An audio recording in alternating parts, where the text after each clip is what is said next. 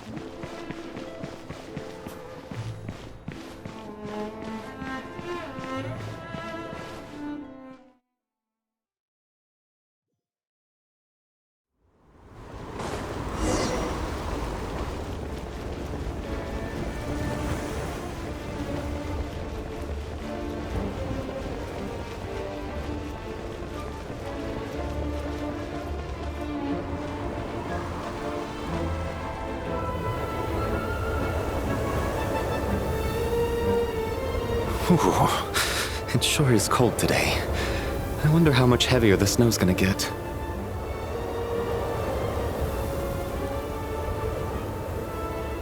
Here to see Odette? I just need to see your tickets for the preview. Perfect. Thank you. I'll hold on to your tickets. Come on in. It's freezing outside.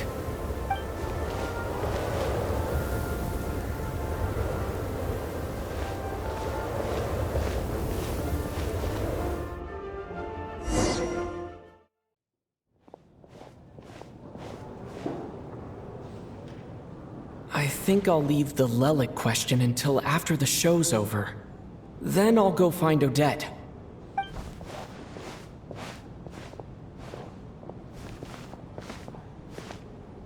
Child said he was originally going to come with Tonya. So I'm guessing Tonya's already here somewhere. Is there anyone here who looks like a Tonya? Let's see. It's a small audience. Makes sense for a preview. But wait, I do see some familiar faces.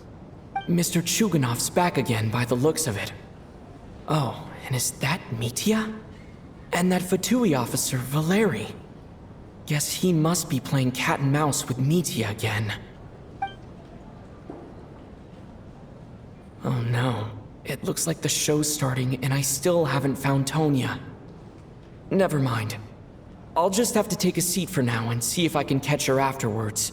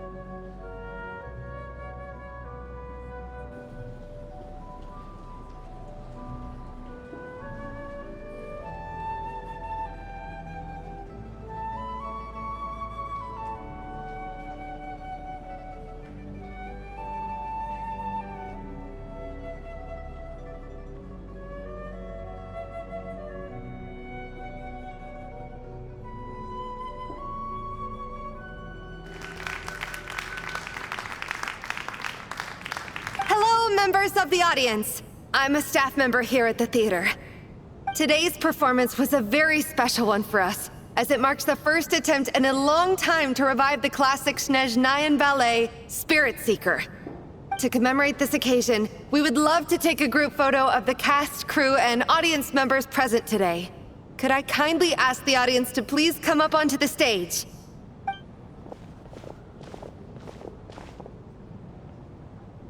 All right, everyone, huddle in a little more. Now, look at the camera. 1, 2, 3.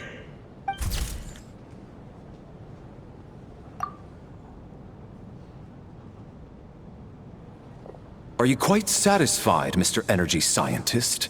I rather hope you don't have any other escape plans to add to my workload today. What are you talking about, Sarge?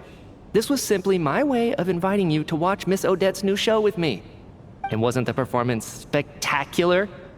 In the future, I heartily encourage you to take a leaf out of my book. Find some soul-nourishing pastimes to enrich your time outside of work. It was indeed a fine performance, but I must correct you on one point. This is not time outside of work. These are working hours. Working hours and non-working hours are just a social construct. Human technology can never advance if we're too rigid in our thinking, Sarge. May we leave now? Already? I mean, I was kinda hoping to soak up the atmosphere for a little longer, but... No? Okay, guess I'm pushing my luck. Didn't seem like too much to ask, but fair enough. Off we go then, Sarge. Back to the land of working hours. Lead the way. That has to be her. She's the only person in the audience around Tonia's age. Excuse me, are you Tonia? Huh? Your brother's busy today, so I took his ticket. Don't worry about him, he's fine. Oh, okay. Sorry for the trouble. What's wrong? Are you sick? No, I'm fine. It's nothing. Maybe she caught a cold on the way here because of the weather.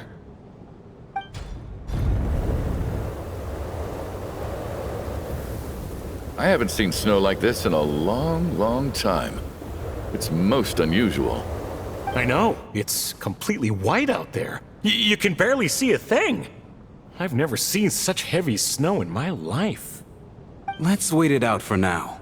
You'd be lucky not to freeze to death in this weather, let alone find your way. Well, look at that. Maybe we shouldn't be in such a rush to get back after all. What do you think? Let's wait and see. Why do you need to take it so seriously? Fate has given us this wonderful chance to take a break. We owe it to ourselves to make the most of it. Come to think of it, there's a small inn not far from here that always keeps plenty of extra blankets on hand for guests. I know the route well. Shall I head over and borrow a few blankets? That way, anyone in a hurry can wrap up warm for the journey back. Just remember to return them next time you're over this way. Sir, there's really no need to go to all that trouble. Hey, it's no trouble at all. Wait here, I'll be right back. What a kind gentleman. Very good. My wife and daughter are waiting for me at home, so I shall be heading back as soon as I get my blanket. So... are you expecting us to go back to the Armory Palace wrapped in blankets too? Don't worry about that. I made arrangements in advance. Should I not return to the Armory Palace within 3.5 hours after Operation Showtime begins, an armed squad will be sent to collect us. They will escort us back. You are one of our key military personnel, so any weather-related risks must be eliminated. Operation Showtime? So, wait. Every single time you drag me back to work when I sneak out, it's a whole official operation? I gotta say, you've really turned this into quite a moral dilemma for me. It's snowing pretty hard out there. I think you should stay here for now. You seem a little under the weather. Sure. My brother might come pick me up in a bit anyway. Time to get to work. I should head backstage and find Odette. I need to look her in the eye and ask her about Lelik. Excuse me, are you looking for someone? A fan, I'm guessing? Today is just a dress rehearsal, so Miss Odette won't be meeting with fans. She's taking a well-earned rest right now. Sorry, but that area is currently off limits to everyone except the cast and crew. Bad timing, I guess. Well, I might as well stick around. I doubt Odette will be leaving before the snow lets up in any case.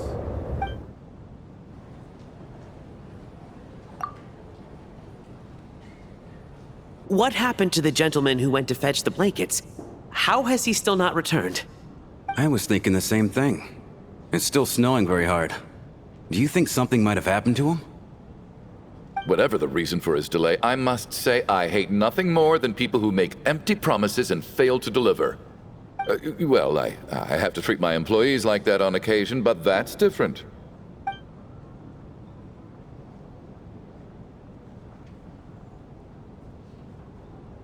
You seem anxious, Mr. Valeri. It's been nearly 4 hours since I left the armory. The army should have arrived to extract us by now. They know how much I despise tardiness and disrupted plans. There's simply no reason that they shouldn't have shown up by now, barring exceptional circumstances. Surely a snowstorm like this one counts as such. Few things in this world can stop the Snezhnayan army, Mr. Mitya. And a snowstorm is certainly not one of them. Why don't you go out and take a look? They might be right outside, waiting for your orders before they dare come in. An absurd hypothesis. I have no intention of leaving your side for even a moment until I have escorted you back to the Armory Palace. This doesn't look like an ordinary snowstorm to me.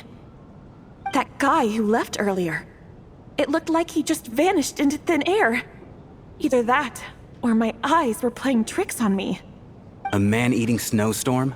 Come on. Night hasn't even fallen yet. Spare us the ghost stories.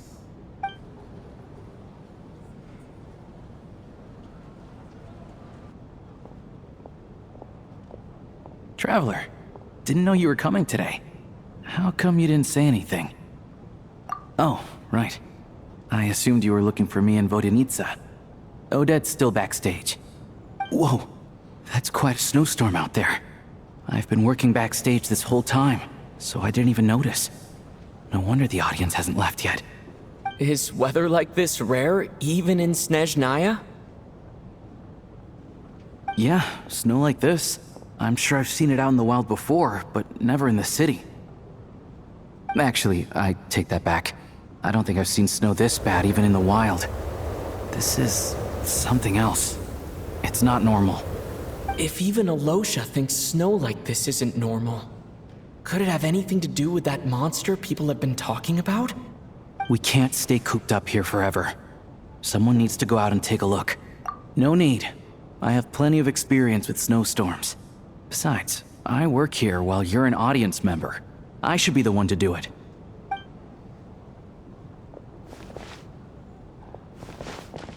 Everyone by the door. Careful not to let the snow soak into your shoes. In a snowstorm, you gotta look after your toes above all else.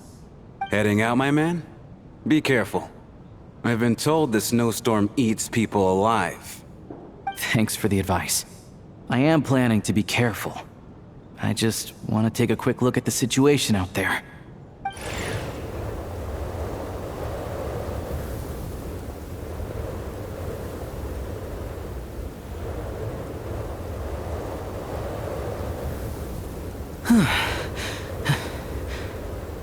He's back! He's back! How was it? What's going on out there? Did you see any soldiers patrolling the area? Something about this storm isn't right. There's no one out there. I didn't see a single soul. And something in the air gives me the creeps. This isn't your average snowstorm. I suspect it might be related to recent events in our nation. I strongly advise everyone to stay here until the snow dies down. Are you serious? So all of us are trapped here now?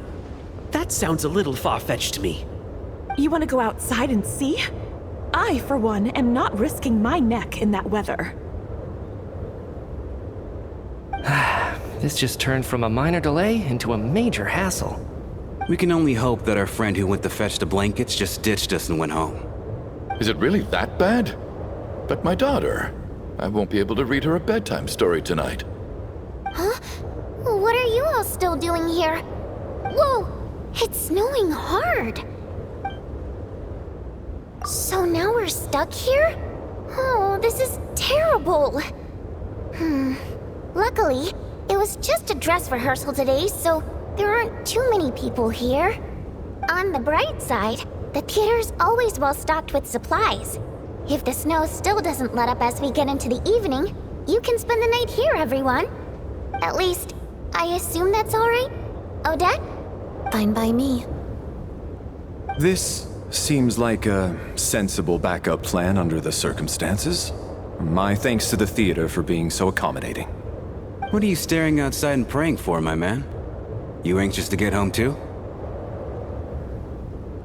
Oh, Your Majesty the Tsaritsa, I beg you, please do not let tonight's snowstorm stop. This is a golden opportunity to spend the night under the same roof as the 2 top stars in all of Snezhnaya. It's a once-in-a-lifetime experience. I think I've changed my mind. Sir, if you so much as look at us funny, you'll be seeing stars in a whole other way. Behave yourself, or you'll be begging for that blizzard. It's getting colder. We need to keep the indoor temperature up. Close the door and lock it tight. Let's head somewhere warmer.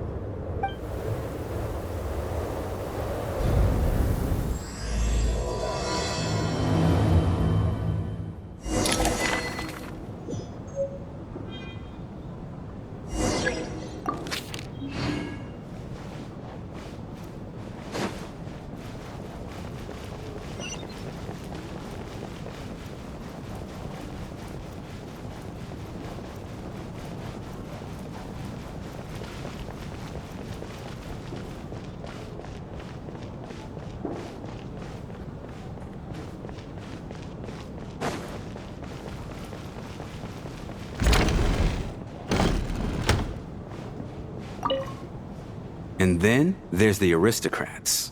Easiest of all to deal with. You don't need to use any force whatsoever. All you have to do is show them the rope you plan to tie them up with. Do you know why? I don't. Do tell. Because nothing horrifies them more than the thought of a cheap, coarse rope leaving creases on their precious million Mora coat. They'll do whatever you ask to avoid that fate. Unexpected, but funny nonetheless. Tell me another one. Well, look at that. I got myself a new listener. Hey there. Let me introduce myself. The name's Shram, and I'm a mercenary. The kind that gets paid to do odd jobs for rich folks. And I am Chuganov, an entrepreneur. If my name is unfamiliar to you, you will no doubt have heard of my factory, the renowned Iskra manufacturing plant. Are you really that famous, Mr. Chuganov? How come I've never heard your name before? Excuse me? Is that a joke? Or are you being serious? Oh, I'll have to ask my rope later. It's probably tied up more entrepreneurs than I've ever heard of.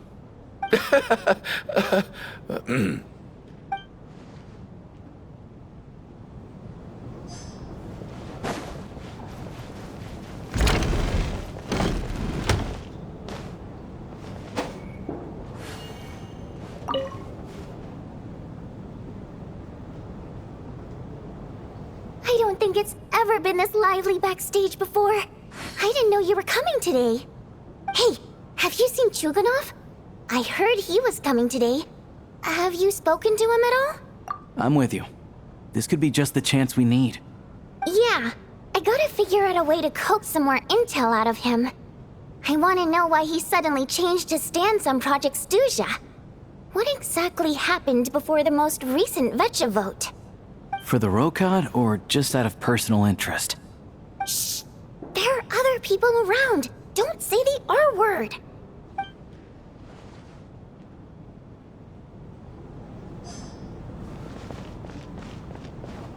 I have to say, even though today was a rehearsal and there were some hiccups along the way, Miss Odette's performance was one of the best I've ever seen, even compared to an actual show. Oh, I couldn't agree more, especially considering the weight of the subject matter. It takes a truly seasoned professional to do justice to a theme like love and regret. Do you think we were coming on too strong? Odette's ignoring us again. What about you? What did you think of today's performance? Really? That means it wasn't captivating enough to draw you in. I'll work harder to win you over next time. I'll make sure to save a ticket for you when the show's performance ready. This doesn't seem like the time or place to bring up the subject of Lelik. I need a chance to speak with her in private. So unfair. Talk about double standards. And now it looks like I've been spotted.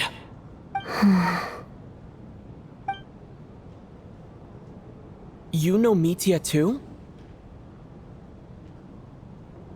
No, I don't.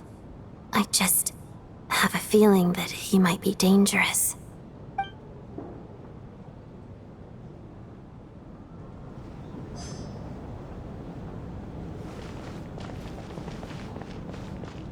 This is highly irregular. A delay of over an hour during an operation like this theoretically warrants a Harbinger-level response. I wonder what the issue is. The storm, or something else. Sarge, the day you learn to let go and just enjoy moments like this is the day you'll finally understand the meaning of life. Why, hello, sir. I believe you were the one sitting at a nearby table back at Podvorye Restaurant. Any friend of the theater's star performers is a friend of mine. It's a pleasure to meet you. I'm Mitya from the Energy Commission. Greetings. Major Valeri, head of the Special Assignments Battalion. Armory Palace Royal Grenadier Guards, 1st Regiment. I am here to ensure Mr. Mitya's personal safety. Please let me know if I can be of any assistance.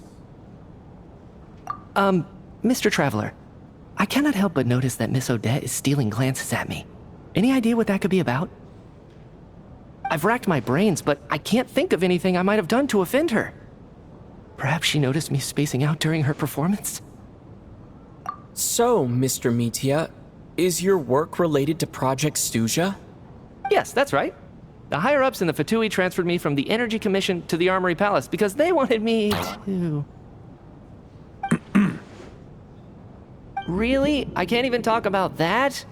Pretty sure it counts as part of my private life. All right, I won't say anything. Sorry, Traveler. As you can see, I'm afraid this pleasant chat will have to end here.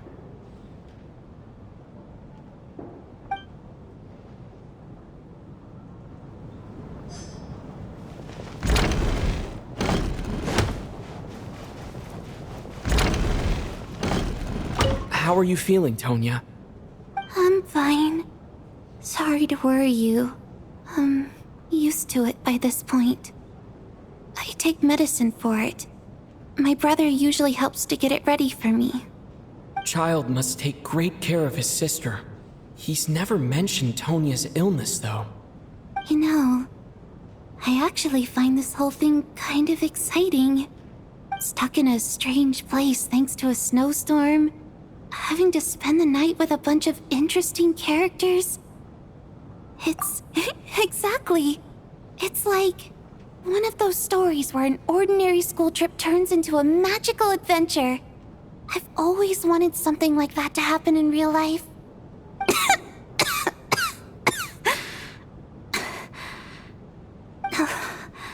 I'm fine, really. Just got a little overexcited. Look after yourself. Otherwise, your brother will come after me.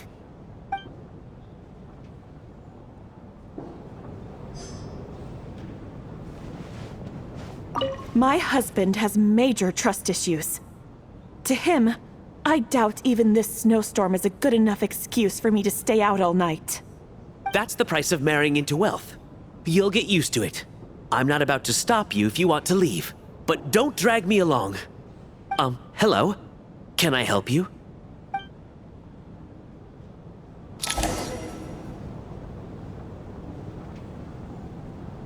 How's it looking, Alosia? No change from this afternoon. Heavy snow with no sign of slowing down. May I have your attention, please? The storm is unlikely to stop tonight, and it'll be even more dangerous outside at night than it was during the day. We at the theater owe everyone here a duty of care. Therefore, we strongly suggest that you stay on site overnight and avoid going outside unless absolutely necessary. In a few short moments, we'll give you a tour of the theater's various quarters. You can choose to sleep in the VIP room, the office, or backstage. Or on the stage if you'd prefer. We won't mind. I'll pass on sleeping on the stage. What if the snow is stopped by tomorrow morning?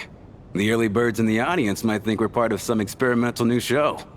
A drama about sleeping? That could be fun. Maybe we could come up with a title for the production. Not bad. Clear selling point, at least. Could be a big hit. Anyone who doesn't wish to sleep on the stage, please follow me. I'll show you to the rooms.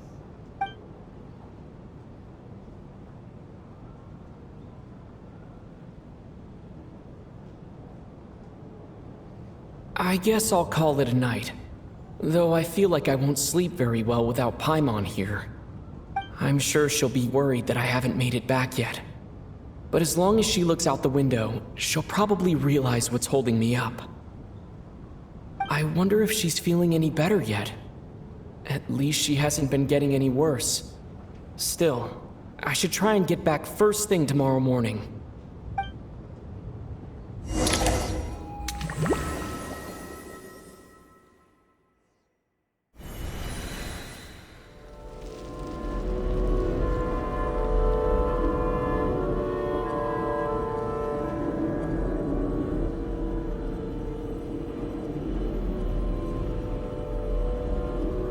Ah, finally!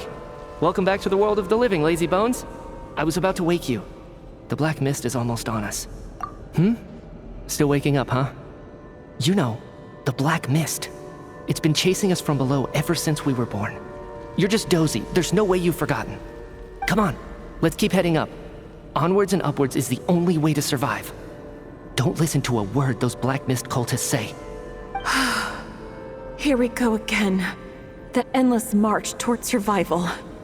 What's going on? That black mist down there is creeping me out. And it's rising. Guess I should head upwards and get away from it. The black mist cultists believe that being swallowed by the black mist leads to everlasting peace. But if you ask me, they're just lying to themselves. We're the only heretics left. The only ones who refuse to give in. We have to keep going. But how do you actually know that they're wrong? Dangerous question there, Torgov. The moment your faith wavers, you start a chain reaction that ends in the collapse of your will. Put the question out of your mind. Stay strong and believe that the black mist means certain death. Okay, but it's not my mind that's the problem. I can't do this anymore. I've had enough of being forever on the run. What's the point of it all? All this will pass eventually, I promise. Keep fighting. It will be worth it. You accuse the Black Mist cultists of being liars. But you're lying too. There is no end to this path. It keeps going up forever. There was never any hope to begin with. The cult of the Black Mist has poisoned your mind, Sobolova. Are you thinking of giving up as well? I am. I think I'll take my chances with the Black Mist over this perpetual torture. As much as I detest the Black Mist cultists, I'm just too weary. Then I bid you both farewell. Let me put my personal opinions aside for a moment and say, I hope that you both find peace within the Black Mist. Fate always appears so impossibly complicated. But at moments like this, its raw simplicity is laid bare. Their fate was sealed from the instant they entertained doubt. From then on, the outcome was both inevitable and irreversible. Let's go.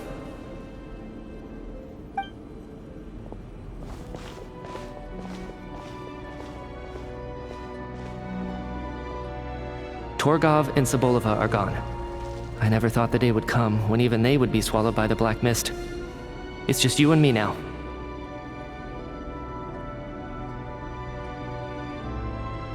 Yes, it looks like it's satisfied. For now. This happens from time to time. But it won't be long before the Black Mist starts chasing survivors once again. No one knows how to stop its advance for good. Well, we should make the most of the precious moments of rest that those two bought for us.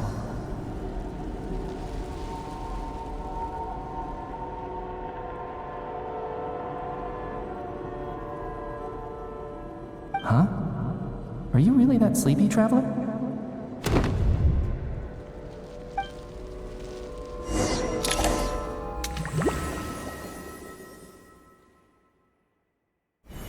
Ah! Help! Somebody, come quick! What is it, Chuganov? What's wrong? Huh? Is it morning already? What's all the commotion? Sounds like it's coming from next door. I should check and see what's going on.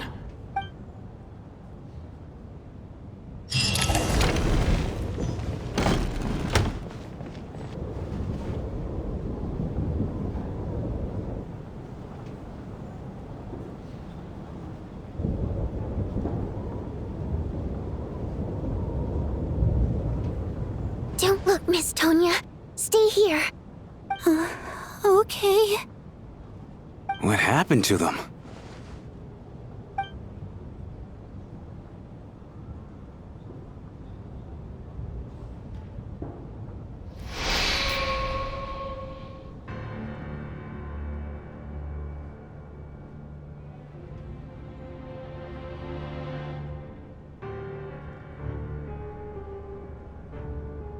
These two people have passed away. And the strange thing is that somehow, I knew this was going to happen.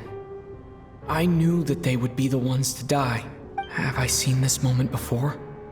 Or did I have some kind of premonition? I can't remember what it was. Let me take a look.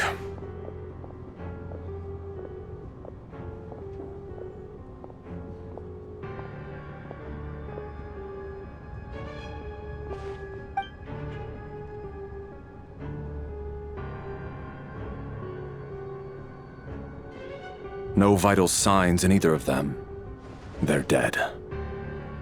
The cause of death, however, remains unclear.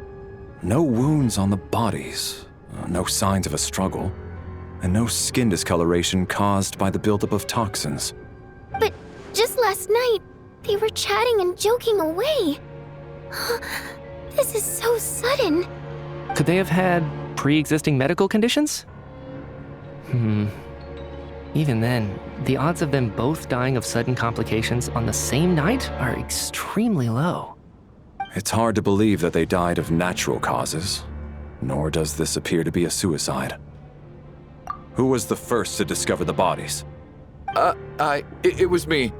But these deaths have nothing to do with me, officer. I got up early because I wanted to see if the snow had stopped. Then I noticed that the door to this room was open, and it looked like there was a man and woman inside. I just went over to see what was going on. I had no idea they were... I can corroborate this. I was doing my morning exercises near the stage. When I saw Mr. Chuganov heading this way, I followed him. I can also confirm that I didn't see a single person approach that room before him. The snowstorm was raging all night, and it's still going now. There's no way someone could have come in from outside, correct? You mean an intruder? No, not possible. I slept by the door last night as a precaution. There's no way I wouldn't have noticed if anyone had tried to open it. Everyone, split into pairs and search the theater for anyone in hiding, or any signs of suspicious activity. I'll follow up with a full search of my own shortly. Go, there is no time to waste.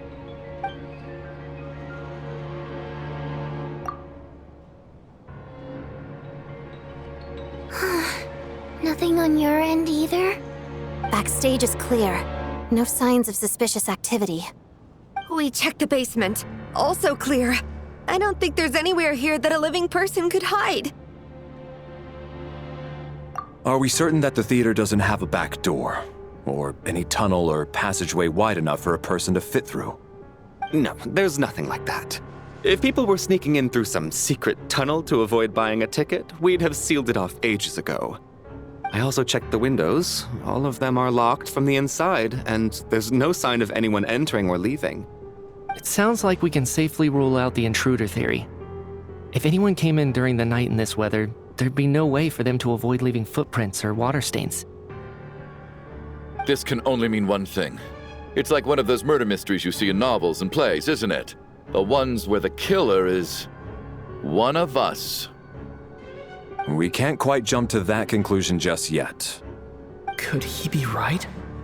It's hard to imagine something like that happening in real life. Set in a theater during a snowstorm, a murder takes place, and the killer is among us. It's such a classic trope that it seems unbelievable. Looking at who the killer targeted, and the clean entry and exit, it all adds up. I know what this is. It's obvious now that I think about it. What is? What have you figured out? Both victims were wealthy, well-known local merchants. And the door was deliberately left open so I would discover the bodies and witness the crime scene first thing in the morning. Such ruthless methods. This was your doing, wasn't it, Lelik? Lelik? You mean Lelik is among us? And he's the killer? Lelik. I know this code name. Member of the Rokot, anti-Project Stuzha. Always works alone. I've read the case files at the Armory Palace. Walk me through your reasoning, Mr. Chuganov. What do you know about Lelik?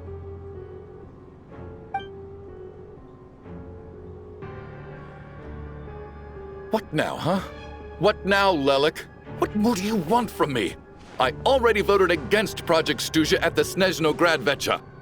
You snuck into my house the other day while I was asleep.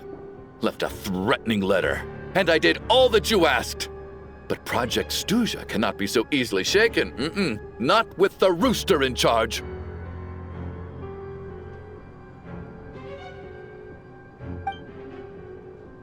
So he really was threatened by Lelik.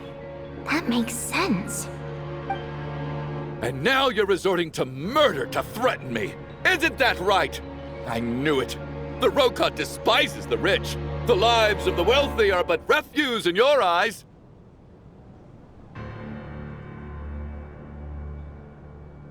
Show yourself! Which one of you is Lelik, Tell me! I'll do whatever you want! Just stop playing these mind games!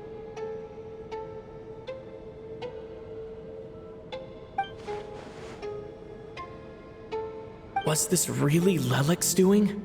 Would Odette really do something like this? If Odette really is Lelik, this seems out of character. But then again, how well do I really know her? I'm probably the only one here with a compelling theory about Lelik's true identity. But if I reveal it now, I'll be putting Odette in the line of fire. What should I do? I don't think it's likely that Lelik killed anyone. At least from the stories I've heard, he's never killed anyone before. And his name has never come up in connection with any murder cases. Besides, even if Lelik did want to threaten you, why resort to such an extreme and roundabout method? It's not his style at all. Vodyanitsa doesn't know that Lelik might be Odette, but her assessment is pretty much identical to mine. Miss Vodyanitsa, why do you suddenly feel the need to speak in Lelik's defense? Defense? Oh, no, it's just... I'm worried that we're jumping to conclusions here, so I wanted to share my point of view. Also, I don't think the Rokot is as bad as you're making it out to be. Well, if you think I'm so wrong, what's your theory then, Why don't you tell us who the killer is? The case is still evolving, Mr. Chuganov. Please do not prevent others from expressing their opinions so early on in the discussion. Even so, there's no denying that the recent threat received by Mr. Chuganov may well be an important clue. So there's still a good chance that Lelik is right here among us. I can't do this anymore. I don't care if it's still snowing outside. I have to get out of here.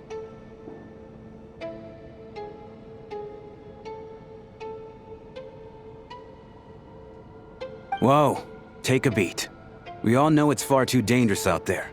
Even the soldiers couldn't get to us. Go out that door, and you might not live to tell the tale. And whoever this Lelik is, they're surely not going to murder anyone in broad daylight. Be sensible, my man. You're safer inside. As much as I regret having to say this, I'd like everyone to cooperate and refrain from exiting the premises until further notice. Because as things stand, every one of us is now a suspect. Unless anyone has further information to share, let's adjourn for now. Feel free to keep searching for clues, but make sure you don't go off alone.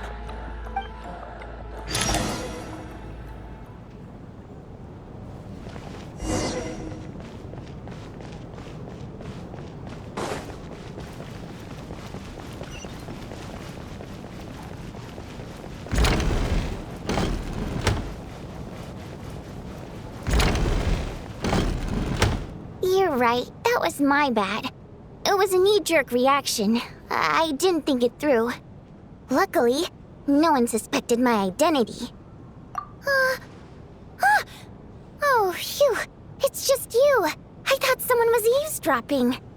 Since Vodyanitsa and I were on the same page earlier, I think I should share my thoughts with the Rokot members first.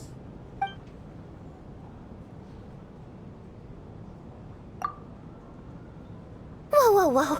Are you serious? I don't know if this counts as gossip, but it's definitely on track to be the juiciest this whole year. Odette? Really? Odette? Oh god, how dumb does this make me look? Lelek has been right under my nose this whole time, and I didn't notice a thing. Actually, it's exactly what you'd expect.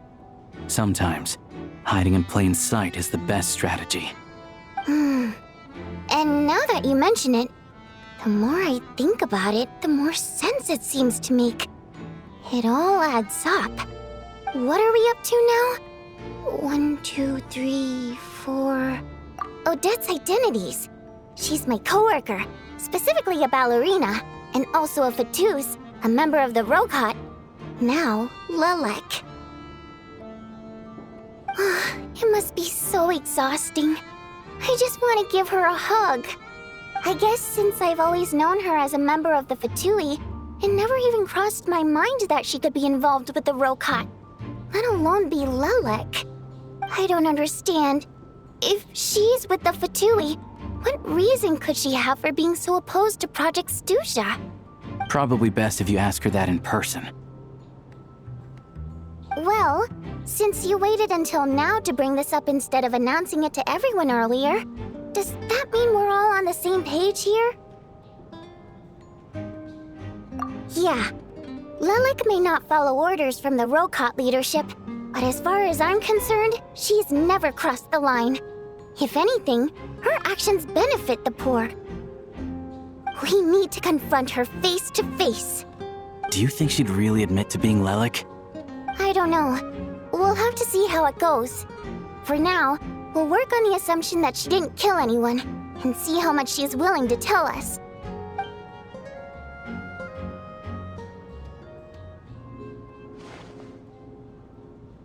Now's our chance. Odette's alone. Let's go. Hey, Odette. What is it, you guys? Shh. Keep your voice down. We need to talk. So, you're Lelek, aren't you? Alright, fine. You don't have to say anything or explain yourself. Just hear me out first. None of us believes you'd kill innocent people. Whoever murdered those 2 people last night, it wasn't you. The Traveler was the first to figure out your identity, but he kept quiet during the discussion just now. Still, it's clear where the group consensus is heading. Everyone believes Lelek is the culprit. If your identity is exposed, you'll be in a really bad spot. We're your colleagues, and we know what kind of person you are. I don't want anything bad to happen to you. So, can you clue us in? Tell us everything. The more we know, the more easily we'll be able to cover for you. Alright. Yes, I'm Lelek. And no, I'm not the murderer. And thanks, but I don't need you to cover for me. Actually, I'm planning to reveal my identity. Huh? You're gonna reveal that you're Lelek? Here? That's right. I'll admit I was surprised at first when Shuganov guessed that I was here. It was just a lucky guess, but it caught me off guard. But after taking some time to assess the situation and confirm where everyone stands, I don't believe I have anything to worry about. Are you sure you don't need a second opinion? Given the circumstances. Mr. Valeri! What?!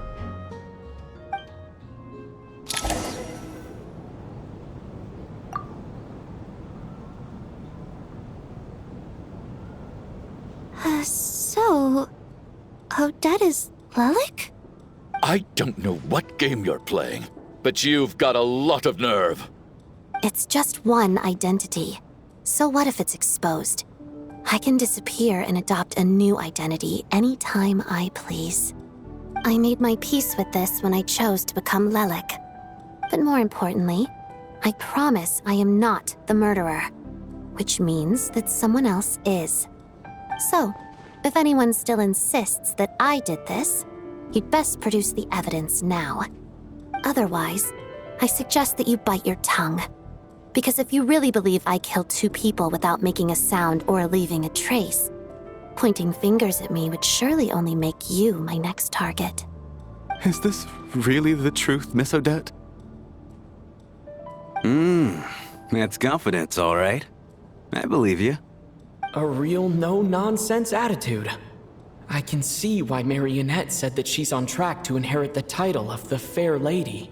Are you seriously buying this? Hey, officer! She just admitted to being Lelik. Aren't you going to do something about this?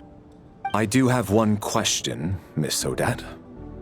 Why have you chosen this moment to come forward and reveal your identity? If I didn't say anything, everyone would be focusing all their efforts on finding Lelik. And that is exactly what the real culprit wants.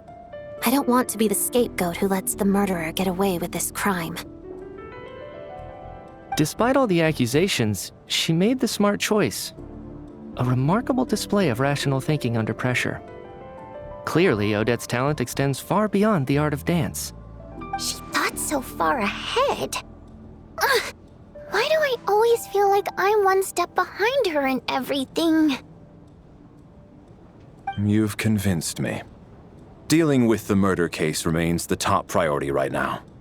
Let's put the name Lelik and all related incidents aside until further notice. Nevertheless, the group still considers you the prime suspect. I assume you have no quarrel with that, Miss Odette? I understand. You're welcome to keep an eye on me around the clock. I have no objections. Mr. Chuganov?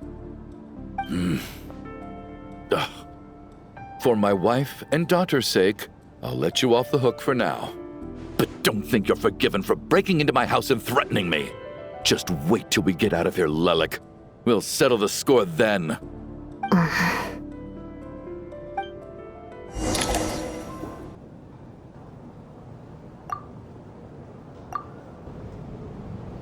Good work, Lelik guard team. And Lelik too. Here, have some hot water. Turns out Valeri knew about my exploits. So now I've been told I have to guard Lelik with him. Shouldn't you be facing my way if you're guarding me? At the moment, it looks more like you're my bodyguards. If the true culprit is indeed still at large, as you have claimed, we must keep our guard up against them also. Don't worry, Tonya. We'll get through this. Once the snow stops, the officials will step in. The investigation will get easier, and then we'll be safe. But once the snow stops, won't everyone just leave? You're gonna miss us, huh?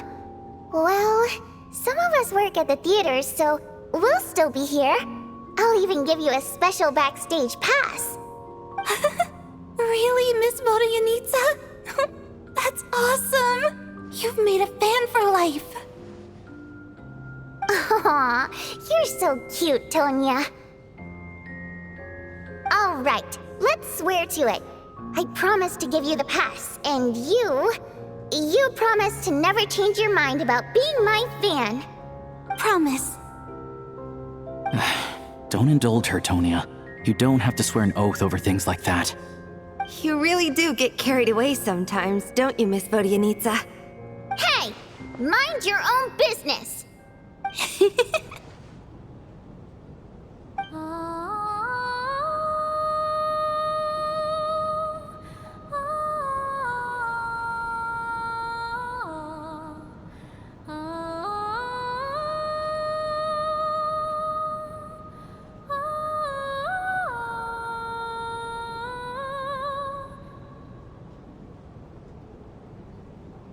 Don't be nervous, Miss Water Imp. Everyone's here. There's nothing to be afraid of. Excuse me? Do I look nervous? Don't be ridiculous. No, no. You sound nervous, lass. Oh. Wait, but how... Okay, plenty of people know that I'm a water imp, but still... How come you understand our primary mode of expression? Primary mode of expression. I've not come across that concept before. Do enlighten me, Vodyanitsa. Well, it's just... We water imps tend to communicate our emotions to each other by singing, rather than facial expressions. The emotions we convey through song take precedence over our facial expressions. So, we think of it as our primary mode of expression. I'm impressed, Shram. I didn't take you for a man of culture, but you're clearly rather learned. It's not about being cultured or not. The thing is, this mode of expression can usually only be understood by other water imps. It's not a simple case of a song sounding happy or sad. And yet, you're clearly human, Mr. Shram. It's really not the big deal you're making it out to be. I think I just have a knack for it. Plus, I have a... very close friend who's a water imp. A delightful lady. But keep that a secret. Anyway, we spent so much time together that before I knew it, I noticed I could understand her expressions. Oh, I guess that makes sense. Still, the fact that you have a water imp friend is even more surprising. I'd better watch what I'm singing when I'm around you from now on.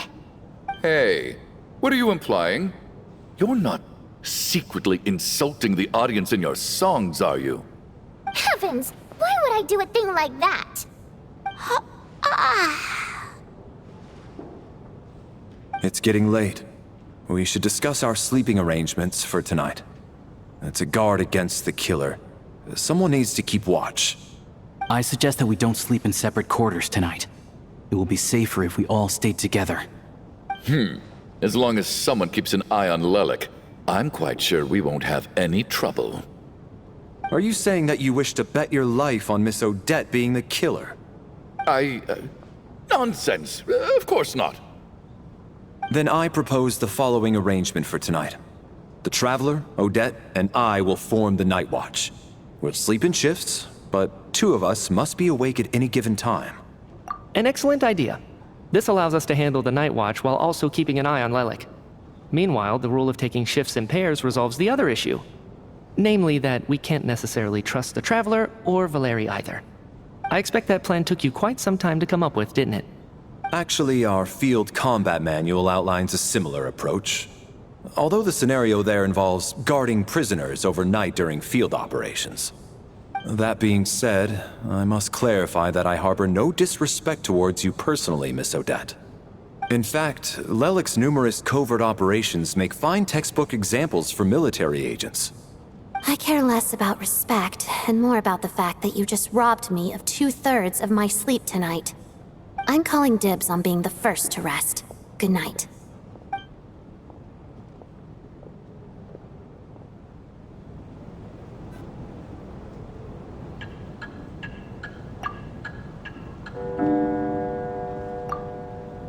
It's almost time. We should wake Odette. How are you faring? Oh, not going to argue with that. I'll take a quick nap. If you start to feel sleepy, wake me up anytime. It's finally time for Odette and I to share the Night Watch. I should wake her up.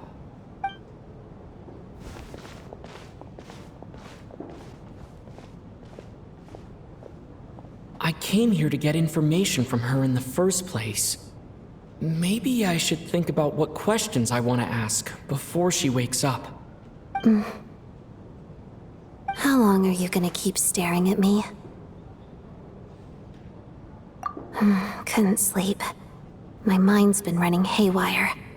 Plus, there's something I've been meaning to talk to you about.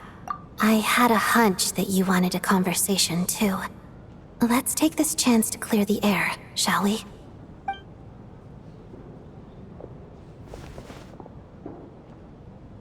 I just had a simple question for you, really. It's, Rosaline. In her final moments, did she have any last words or anything? I see. Well, that was all. I have no other questions. No. She was utterly ruthless in pursuing her goals. That kind of person should be hard to miss. And yet, even though I never approved of her methods, and she was an abrasive person, the fact remains that I am indebted to her. Oh, she told you. I guess that makes sense. I think she and Rosaline were on pretty good terms. Yes. Rosaline wasn't the kind to gossip about this sort of thing. Not that it's any huge secret to me, though. When I was a child, I had to join the Fatui for the sake of my mother and me. I trained under Rosaline. It was extremely grueling, and it didn't exactly come naturally to me. All I could do was try to ignore the biting cold and practice. I was a newcomer who'd managed to make a good first impression on a harbinger. There was pressure to live up to her expectations, to be worthy of the fair lady's reputation. Every day was a struggle against the cold, pain, and fatigue. And most nights, I struggled to fall asleep. After enduring all that, I've become almost immune to the sensation of pain. I suppose that was the cost of survival. Surely, any child who had to experience that would grow to hate her lot in life, don't you think? So, I put an equal amount of effort into my ballet. Because in my young mind, that was the only way to defy my fate. It was my way of telling her, the Fatui's demands and your expectations of me are not what I wish for. One day, I will leave. I think she probably blamed my poor performance in training on my passion for ballet. She knew my heart wasn't in it. One time, when I was secretly practicing a dance at night, she suddenly showed up. I knew she was there to catch me red-handed. I told her, "You don't deserve to watch the dance I learned from my mother." She looked stunned. I guess she was surprised that I lashed out first, before she had the chance. But strangely enough, on that occasion, she wasn't fierce with me like she was during training. Instead, she fell silent for a moment, and then left. After that, she never interfered with my dancing or asked me how it was going. She never came to watch me dance again either. Not even once. She was. But even now, whenever I take out this core Ignis, I can't help but think of that night. Of the look on her face. Sort of. Although gift might be too kind a term. This is her flame sealed within ice. A symbol of her favor, yes, but also her way of keeping an eye on people. She knew the location of every piece of core Ignis. If any recipient started acting suspiciously, she'd be on to them immediately. Trust her to make even a mark of approval feel suffocating. So, when news of Rosaline's death reached Snezhnaya, many people immediately crushed their core Ignis. It gave them a profound sense of relief, like they'd broken free from her shackles. But I kept mine. With my sensitivity to pain being as dull as it is, the warmth from this core Ignis is one of the few things I can still feel clearly. I still wonder, did she really come to stop me that night? I wasn't sure, but I was scared, so I said some really awful things. I guess she didn't leave anything behind. Not that I expected her to. It's fine. It's just a bit of a shame that we couldn't settle our differences before the end. She did. Are you sure she was talking about this event?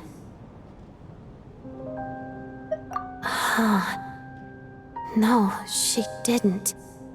I didn't even find out that she'd gone to Mondstadt until a while after she'd left. Wait, in that case... Okay, I will. Thanks for letting me know. There's something I'm trying to figure out.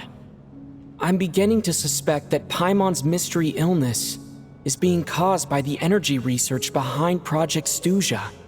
Paimon's very important to me, so I have to get to the bottom of this.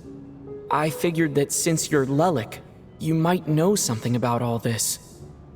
The ultimate goal of this energy experiment is to create a weapon for the final battle. The weapon's construction was completed in Nodcry. Now, all that remains is to arm it with a sufficiently powerful energy.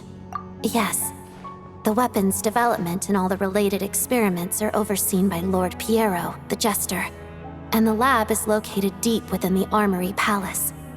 I'm not sure why this experiment would be making Paimon feel unwell, though. The best way to get to the bottom of it would be to go there in person. Once we get out of here, I'll help you apply for an entry permit. And I'm hardly the organization's proudest member, as you know. You answered my question about Rosaline. I want to do you a favor in return. It's that simple.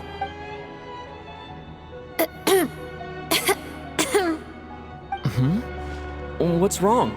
Are you not feeling well?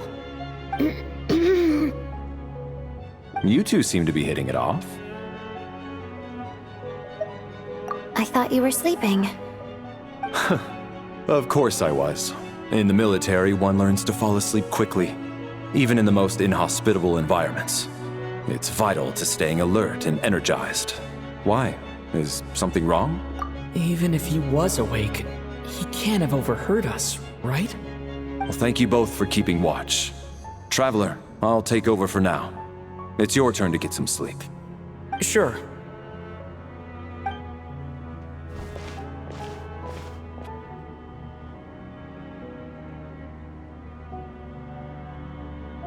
This is our second night here, but at least I found out a little more about Paimon's condition.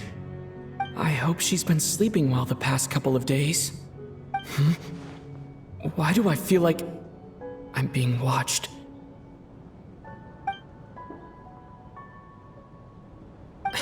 Seriously? Is this payback for when I stared at her earlier? But I thought she was asleep. Never mind. I'd better try and get some sleep myself.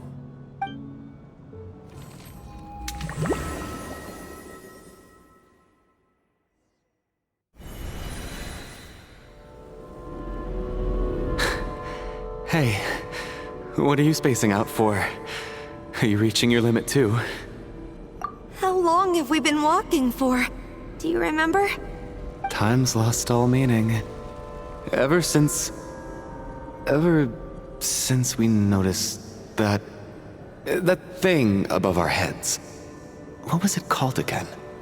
A star key? Or key star? Anyway, the person who named it was swallowed by the black mist. Whatever it's called, ever since we noticed it, we've been walking up and up, hoping that as long as we reach it, we can find a way out of this place.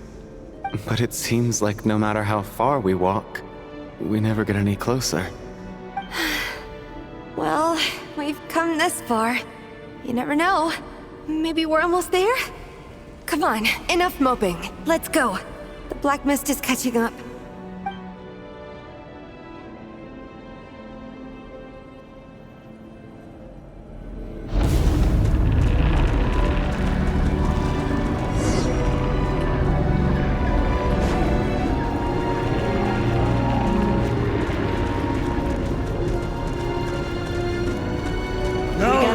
Here come monsters! Watch out! Not again! I've lost count of how many times we run into them. Careful!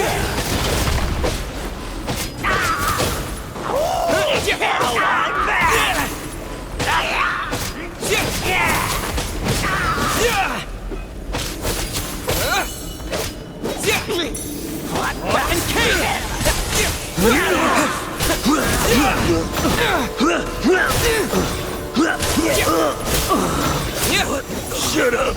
Run faster.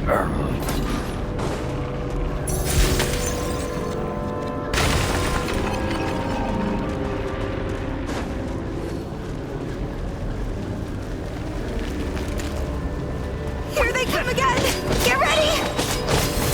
You wanna fight? Let's go!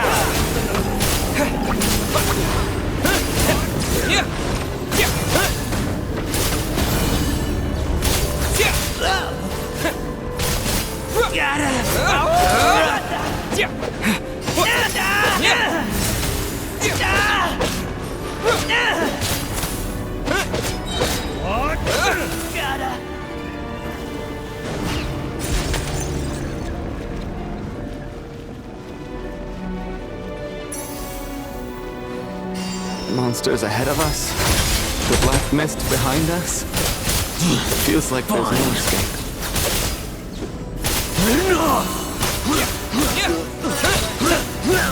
Shut up! Run faster. Backup is here.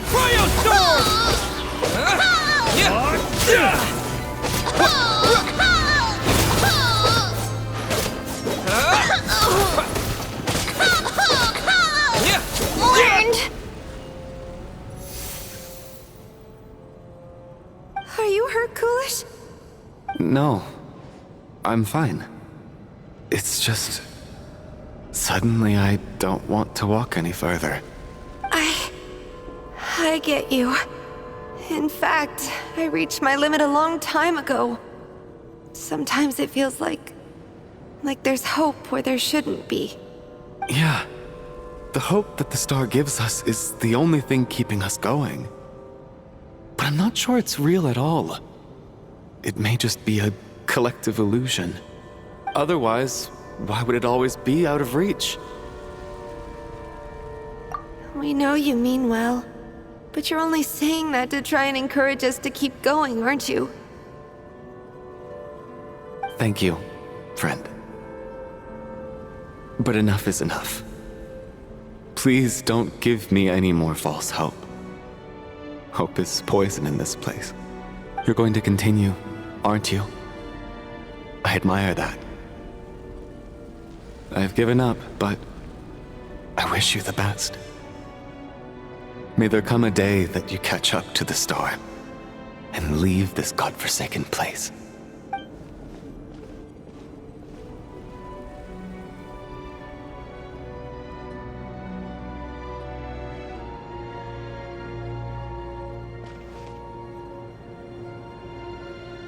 It's not an illusion. We really are getting closer to the star. Congratulations. You're the first person to make it here. I'm the star's envoy. The black mist has stopped rising. Its hunger is satisfied for now, having devoured your two companions. This is a good opportunity. I'll let you get some rest before we continue. What do you mean, leave? The star represents the starting point. It's the waypoint for the beginning. Congratulations on reaching the starting point. Once you are ready, we will head out and walk upwards. I will be right by your side the whole way.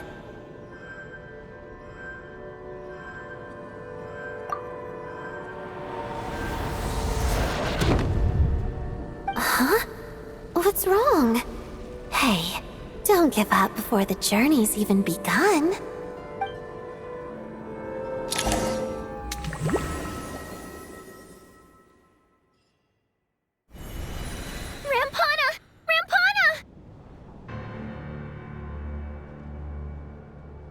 Is that Vodyanitsa's voice? What happened? Coolish, wake up! Please wake up!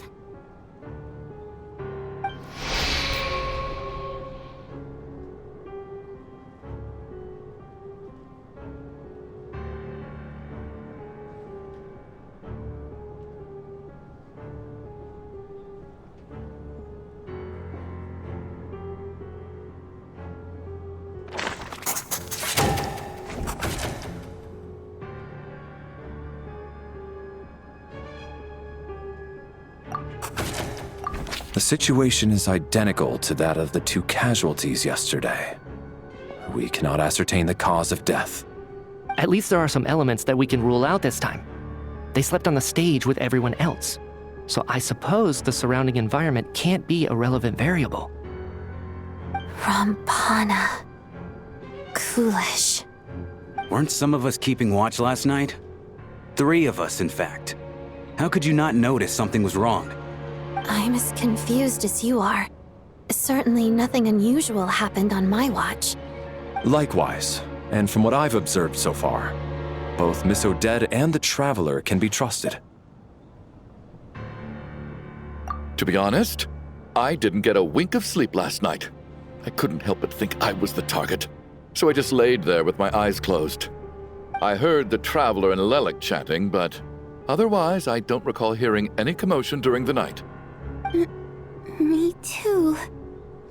I didn't want to wake everyone up, so I was concentrating hard, trying not to cough. I hardly slept at all. If anything had happened, I'm sure I would have noticed. Then, what could possibly be causing this? Once was bad enough. I can't believe it happened again. I worked closely with Rampana and Coolish for so long. I never imagined that one day they'd... And on the stage of all places... Vodyanitsa... 4 victims in just 2 days, and we still don't have a single lead. I need to get to the bottom of this as soon as possible. And above all, keep Tonya safe. I'd never be able to look Child in the eye again otherwise. Still snowing? Yes, I just checked. Still no sign of anyone outside either. So we only have ourselves to rely on. If you ask me, this killer can clearly strike whenever they please. The Night Watch was a useless endeavor from the start. Lelik must be an expert in poisoning. Clearly she used some poison that can't be detected on the corpse. Here we go again. Listen, I was already thinking to myself last night, was Lelik's reason for revealing her identity the real story? Well, now I have my answer. It most certainly was not. She's been playing us for fools. You get off on this, don't you? Revealing your identity, only to carry on with your killing spree? That's a hideous thought. One that only a hideous mind like yours could dream up. How dare you? That's enough! Yesterday, you named Lelik as a suspect because the victims were both wealthy merchants. Lelik might have had a motive then, but today's victims were just ordinary people. Not to mention that they were colleagues of Odette and mine. What reason would she have to murder them? Let me guess, just to scare you? Who knows? Maybe you don't know her as well as you think. I implore you all to ask yourselves, how many people are there really in this world that have what it takes to kill another person? Not many, I'd wager. Lelik is well known to be a ruthless operator, and now she has revealed her identity. How could it be any more obvious? Everything you've said so far is still just conjecture, which doesn't constitute a concrete lead. You need to back up your claims with some evidence. How can you defend her, officer? What did she say to you while you were on Night Watch? Maybe I shouldn't be so surprised. You military types are always colluding with criminals to target the rich.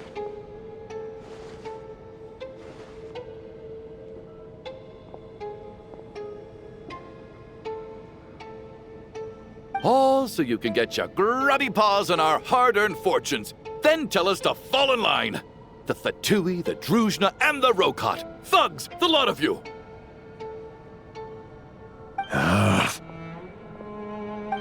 Don't you dare!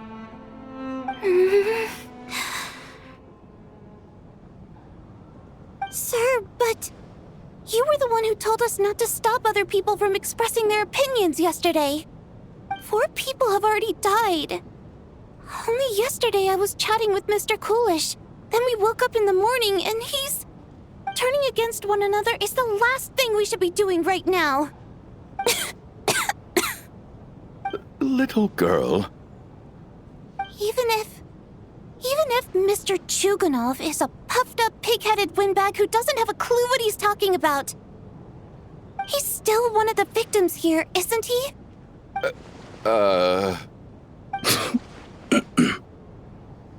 Quite. I had no intention of resorting to violence.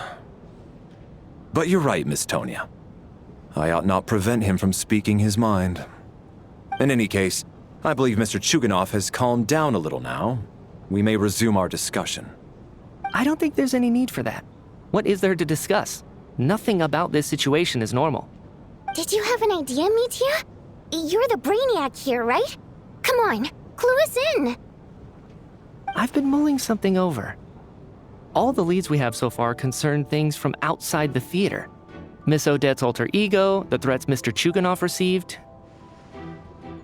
But then there's the 2 double murder crime scenes themselves, which have given us absolutely nothing to go on whatsoever. That's highly unusual. Even with the most careful killers, there's always some evidence left behind. So what are you suggesting? I think this could be a supernatural event. It isn't characteristic of human-on-human homicide at all. Correct me if I'm wrong, but aren't you supposed to be a scientist? That doesn't sound like a conclusion someone like you is supposed to make. I got into scientific research because of my insatiable curiosity.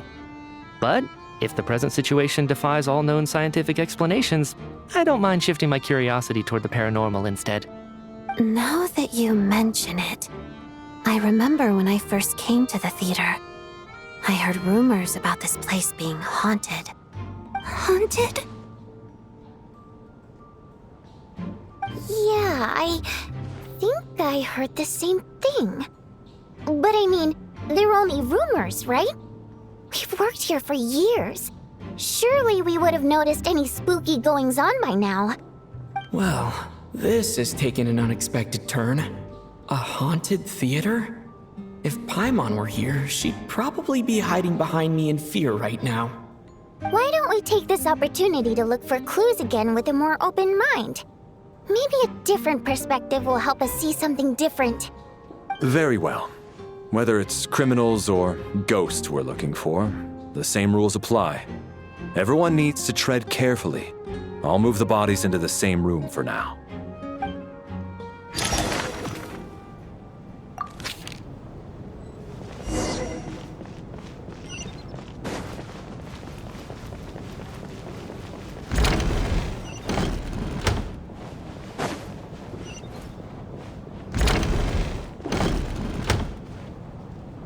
Valeri, come take a look at this.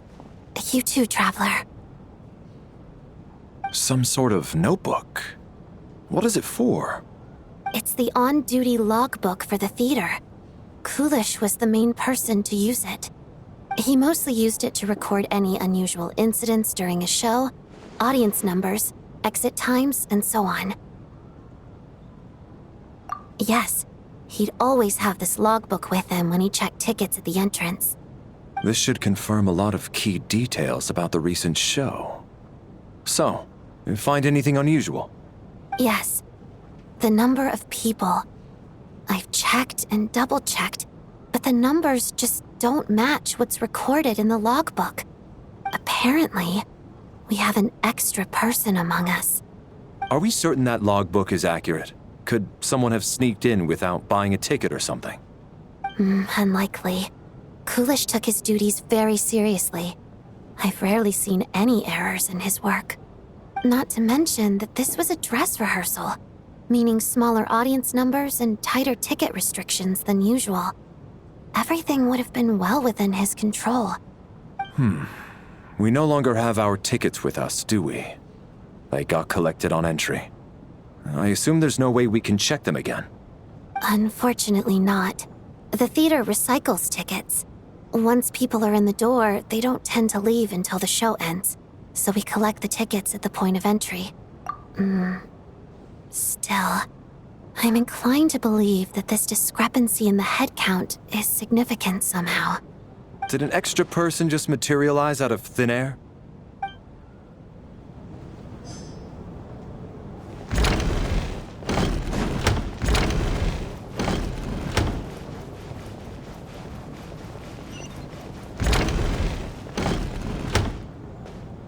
Tonya, did you find anything? Not yet. Still looking. So... Are we supposed to be looking for something paranormal? I think I'd prefer teaming up with you than looking around on my own. This looks like somebody's notebook. Shall we read it together?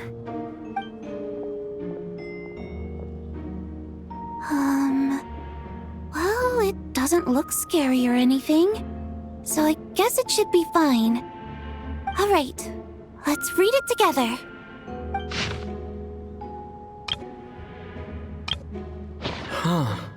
This has to be Vodianitsa's writing, surely. Maybe it's a little rude for us to peek at this. I feel like I just read someone's secret diary by accident. It sounds like she's writing this for her parents, right? I don't understand. Why put this stuff in a notebook instead of mailing it in a letter? Because her water imp parents belonged to the aristocracy, who were driven out of Snezhnaya by the Tsaritsa long ago. And now they live somewhere new, where the postman can't get to. We're sorry. It's fine. My fault for not storing it properly. I can't leave things lying around and expect them to get ignored when everyone's scouring the place for clues.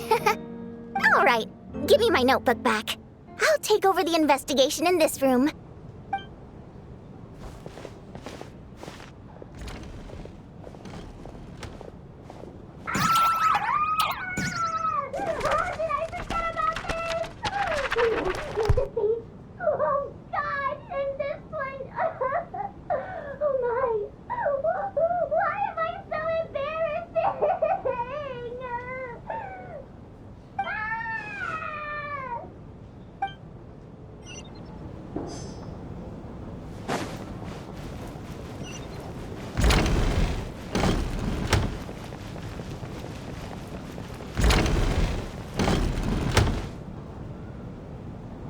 Ah, Traveler. Since you're here, come take a look at this. Alosha found it. We're both curious to hear your perspective. It appears to be an investigation report. And the focus of the investigation was the rumors of haunting we heard about earlier.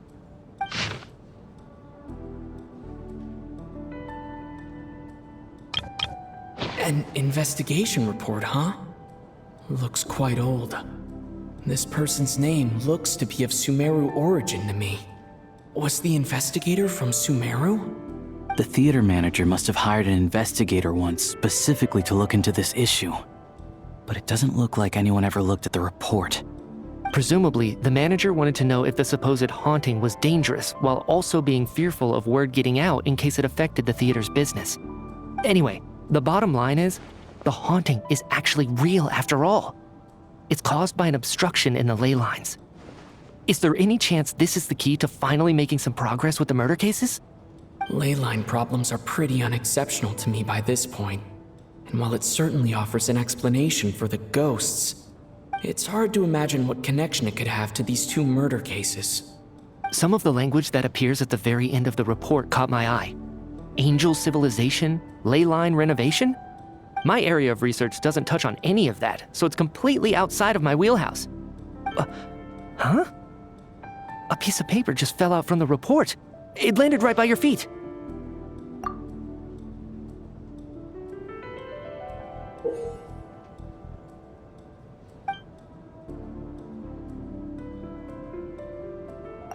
How unnerving. It was tucked inside the report, so it must be a note left by the author. Death is near. Is that supposed to be what's going on here? With us, in the theater? But if so, how did the author foresee it? Could he predict the future somehow? Maybe things are more complicated than we thought. No, wait a second. If we take the report and the note at face value, they completely contradict one another. The report definitively concludes that the hauntings in the theater are harmless and cannot affect the real world. But the note seems to be warning of potential danger. The question is, what exactly does the note mean by death?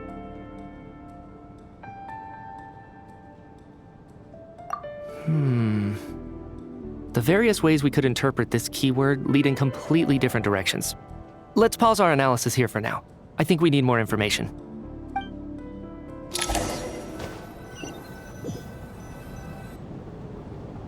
If we take all this together, it's not impossible, is it? If anything, it's the natural conclusion. Oh, I beg to differ. This sounds to me like a product of a researcher's vivid imagination. And perhaps it's because I'm still viewing this through the lens of a typical murder investigation. But still, I'm struggling to be persuaded by your theory. Does it really sound that far-fetched? All right, well, let's treat that as speculation for now. I do agree with what you've said, so let's go with your idea for now. Good. Okay, now that we finally have some meaningful leads, I think it's time to reconvene. Let's get the others.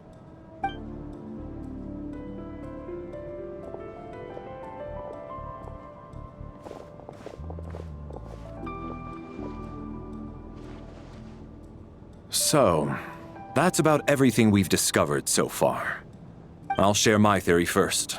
Based on what we've learned from the logbook, I believe the extra person among us is most likely the killer.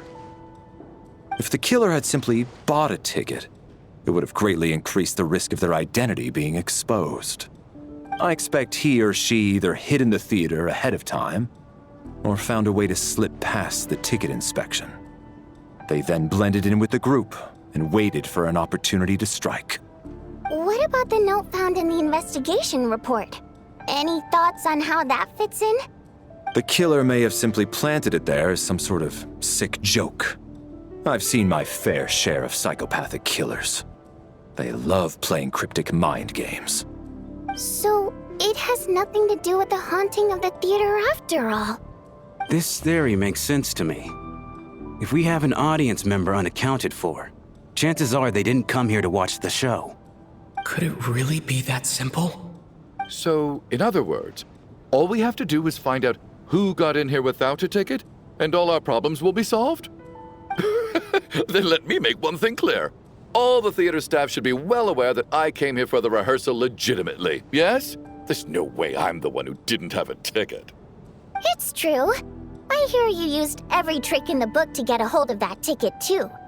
Everything short of throwing a temper tantrum and rolling around on the floor at the entrance. I most certainly did not degrade myself in such a way. Probably a stupid question, but I might as well ask. Did anyone here get in without having their ticket checked? Hmm? Guess it was naive of me to expect them to just admit to it. Especially after the unprompted Lelik reveal. Once was already a miracle. Twice would be unfathomable.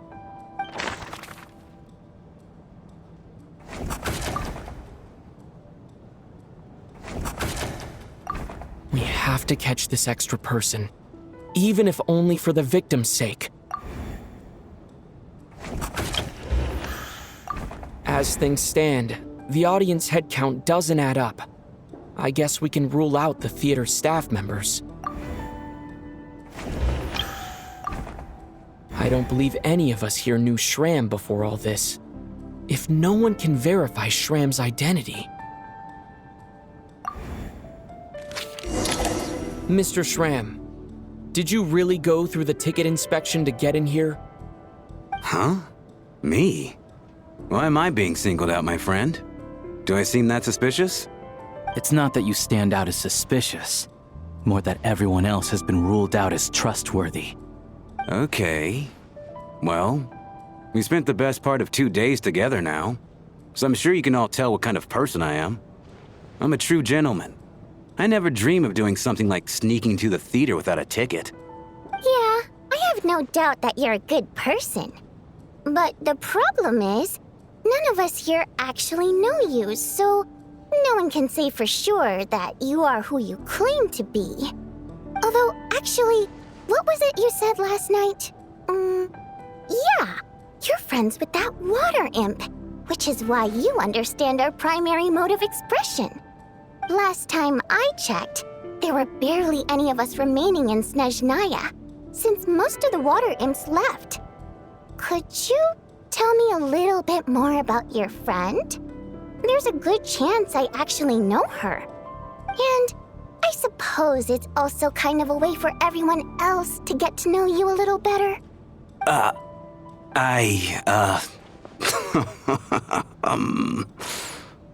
Good grief. Are you blushing? Pull yourself together, man. Stop giggling like a teenage boy. It's revolting. Hey, revolting is a little strong.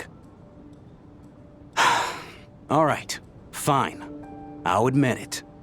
That water imp friend of mine, the truth is, we're dating. I was just the bodyguard hired by our family.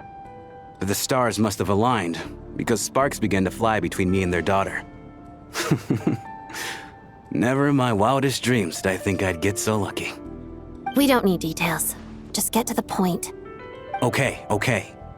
I'm just a little hesitant to reveal her name, that's all. You know how it is. These are delicate times. Even with me to protect her. If word gets out that she's dating a human, both the Fae and human factions will give her a hard time. Really? Wait, no. That can't be. Huh? Shram, what the devil are you talking about? Why is everyone looking at me like that? Surely you can understand where I'm coming from. Delicate times? Factions? Yes? You know, the Civil War? Last time I checked, the Fae and the humans were still at each other's throats. If I'm not mistaken, the last significant civil war in Snezhnayan history was over 400 years ago, when Her Majesty the Tsaritsa had just taken the throne and was consolidating her reign. What do you mean, 400 years ago? What's going on here? Is Shram from the past? All right, Mr. Mitya, you win this round. As far-fetched as it is, it appears that your theory may be correct. I'm just as amazed as you are. I didn't even believe it myself, to be honest. Is someone going to explain what's going on here? From the look on your face, you figured it out too, haven't you, Traveler?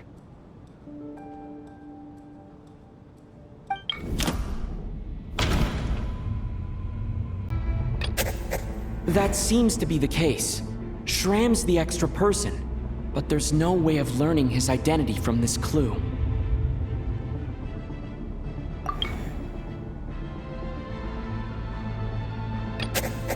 Vodyanitsa's private letter touches upon the history of the Water Imp aristocracy's exile, but reveals nothing about Shram's identity.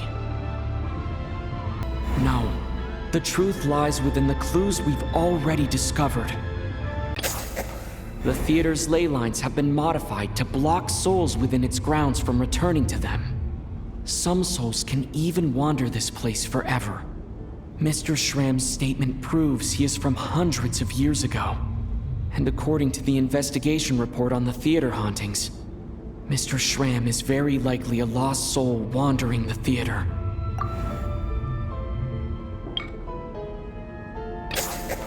For some unknown reason, the soul that has been wandering the theater due to the ley line issues has joined our group and blended in. Yeah, that must be the immediate reason why the ticket count doesn't match the number of people present. The death of those victims is an irrefutable fact. It is the outcome of whatever's going on here. What we need to do now is find the truth within this information. The contents of the investigation report have been verified. There are indeed leyline issues and wandering souls in the theater. Death likely symbolizes the deceased. Mr. Schramm, for instance. Death is near. That must mean that there's a dead person in our midst. That's the truth, isn't it? Yeah, the logic is clear now. The investigation report said that there would be souls stuck wandering around the theater because the ley lines were cut off. Mr. Schramm must be one such soul who died in the theater a long time ago. In which case, that also makes him our extra person.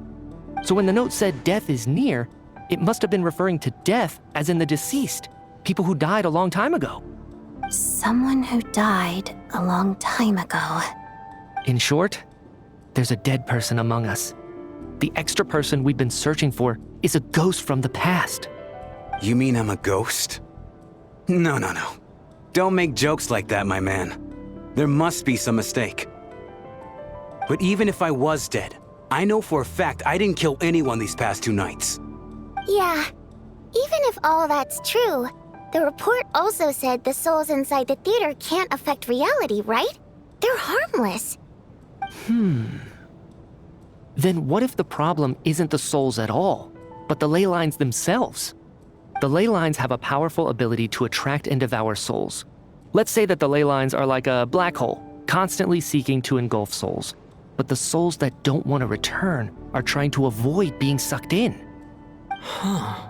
Why does this analogy sound so familiar? What happens when the black hole can't achieve its goal? I'm only speculating here, but what if it ended up swallowing innocent souls by mistake, or intentionally taking other souls to compensate? That could explain why we weren't able to determine a cause of death. If you're right, and their souls were devoured by the ley lines, it does make some sense. It does seem to explain a lot of the things we couldn't make sense of. Does that mean it's true? Except there's no concrete evidence. Mitya is relying on a lot of logical leaps. Still, it seems like the best explanation we have under the circumstances. All right, so how could Schramm not know that he's dead? Seems a little unlikely that he hasn't noticed anything unusual even after several days interacting with us. On the contrary, it's perfectly normal for a soul to wander the theater for centuries without questioning their existence or reason for being there. It's simply what's natural for them.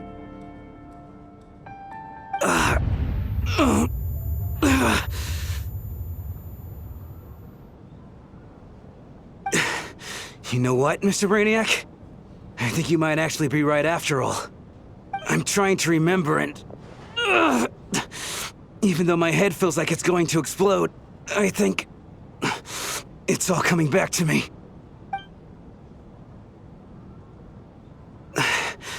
I was the one who didn't want to remember my own death, so I forced myself to forget. Well, I'm sure those are painful memories. My lady and I snuck out to go on a date one day. We bought tickets for the theater. It wasn't really my thing, but I was just happy to be together.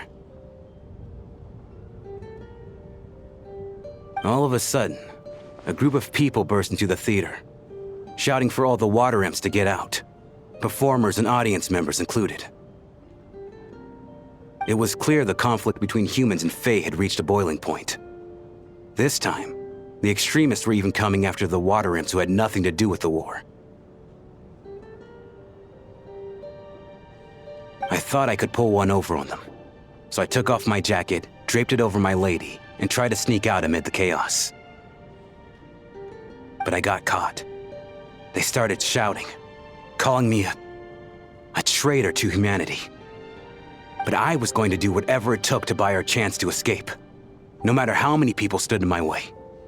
I had to, both as their bodyguard and out of love. It's all right, friend.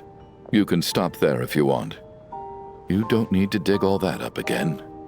It's just... even now, I'm still struggling to accept the truth. How could I be dead? I'm sorry, everyone. If I'd known I was a dead man walking, I wouldn't have dragged you down with me. If I'm the cause of all this death, then punish me however you see fit. But, Mr. Shrim... No. I refuse to be a burden. I know what I have to do. You said I've been wandering the theater for centuries, right? I guess it's high time I got a breath of fresh air. Out there, I mean. I'll leave this place and take all this death with me. Go out on my own terms. Mr. Shram, I'm sure we can figure out a different course of action. My good sir, we both know I'm not supposed to be here. I should have accepted my death long ago. One way or another, this has to end. Unless you're saying this goes against another one of your military principles somehow. No, I'm speaking on a personal level this time. Let it go, man. Oh, wait. One last thing. Miss Wateramp. My lover. Her name was Litia. Litia Ozarova. Do you know what happened to her? Ozarova. Oh, Auntie Ozarova. That's what we all called her. I remember her as a very kind elder. She had a bunch of kids, too. I'm so glad she survived. And she had lots of kids? Good. That's... good. I could hardly expect her to stay single just because of what happened to me, right? As long as she went on to be happy, that's all that matters. Besides, I'm dead. My soul has been wandering around here for so long because I was worried about her. But now, I can go without regret. There's no need to see me off, my friends. I've enjoyed our time together over these past few days. Perhaps we'll meet again in the next life.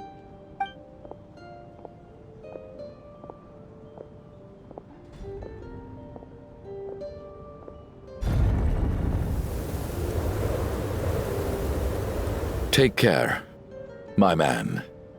I know Mr. Shram was already dead, but... I still feel so sad. Death is cruel, no matter how we might try to make sense of it. So, was the conflict between Fae and humans really that bad back then? I was only little, so I don't remember much. It's terrible to think that so many innocent people had their lives turned upside down. Even the historical records about that time period don't say much about it. All people know is that the Tsaritsa founded the Fatui, drove out most of the Fae aristocracy without explanation, then used her terrifying power to suppress the humans.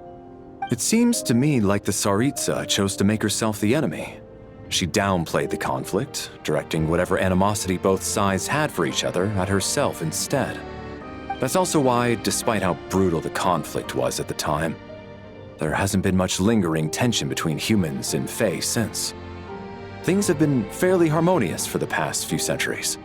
So, the Tsaritsa banished the Fae to protect the Fae living in the city? She offered herself up to be hated in exchange for peace. Maybe it's not quite as bad as it sounds. I don't think Her Majesty is too concerned if mortals hate her or not. And besides, there are very few who truly do. All this time, I had no idea. All right. If Mitia's theory is correct, then I think we can consider this matter settled. Let's all take a break.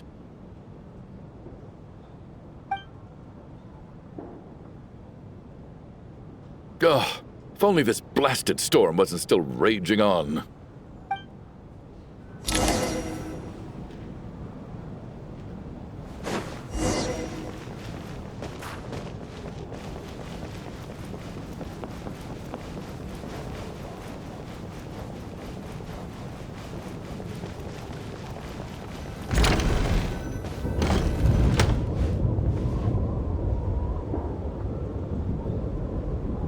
Looks like now we can just rest until the snowstorm stops.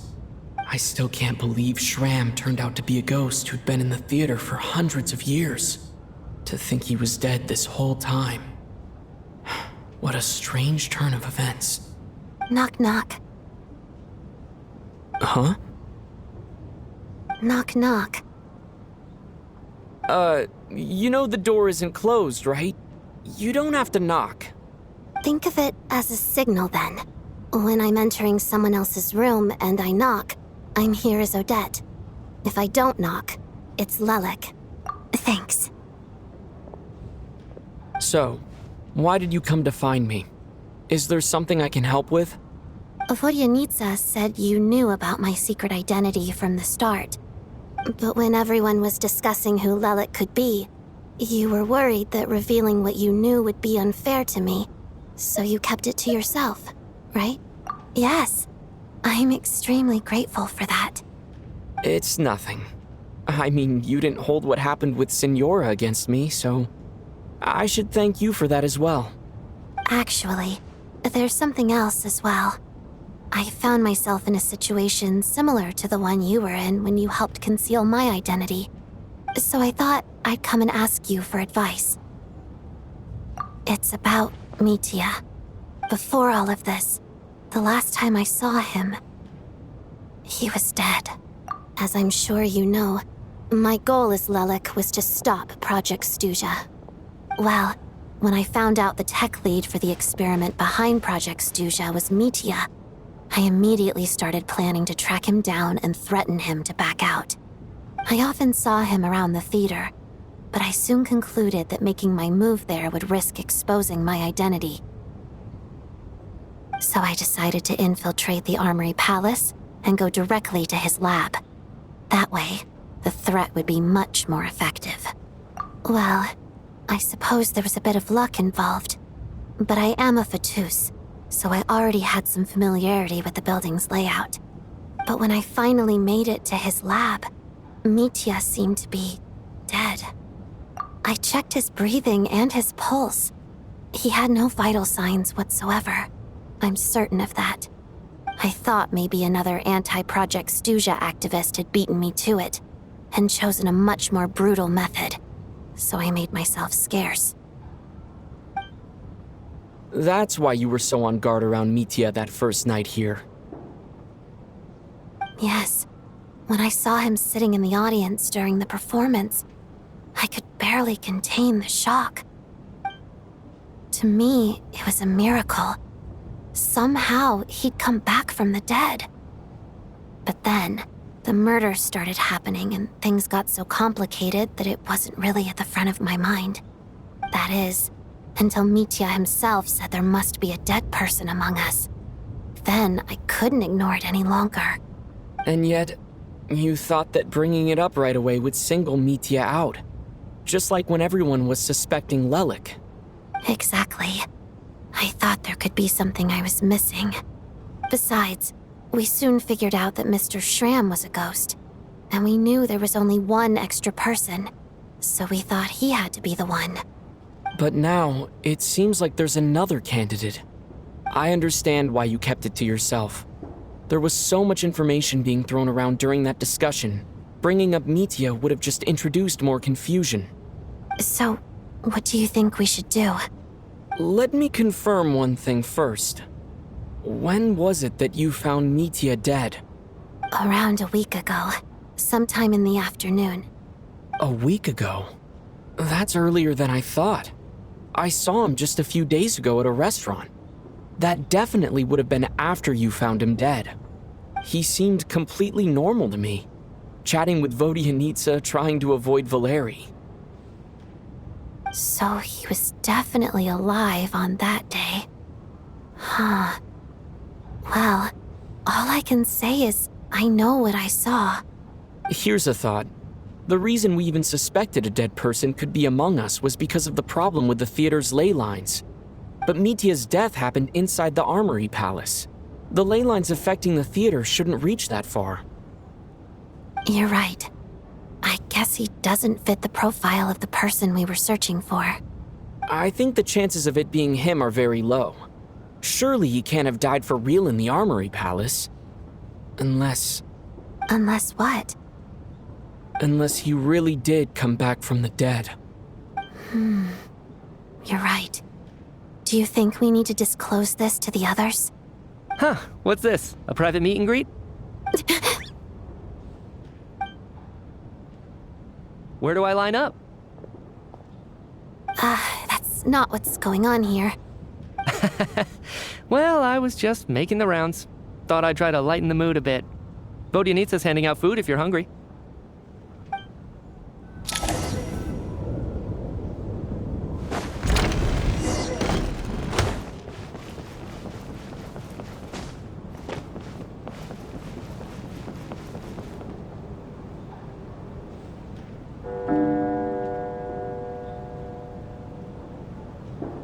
What is going on with this storm?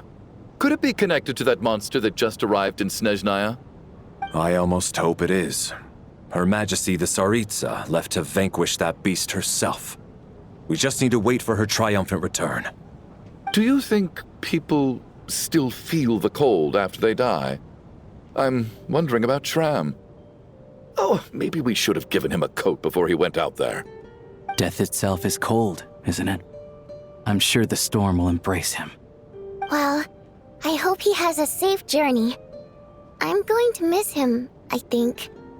It's not like we can blame him for Rampana and Kulish's deaths.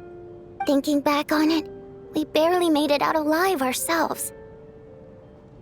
Once we get out of here, how are we going to explain what happened to their families?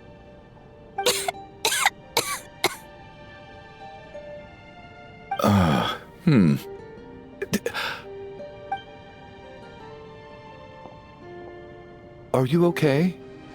Here, take this. I've never used it.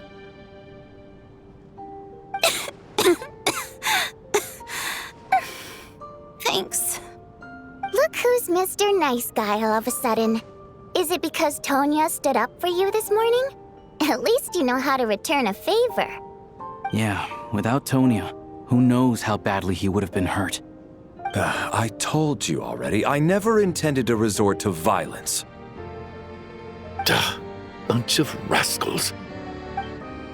Little girl? I was rather surprised when you spoke up for me this morning. I didn't think I had many admirers here, so, thank you.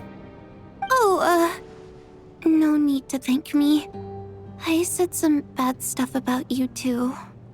I've been, too embarrassed to admit it, but, you remind me a lot of my daughter.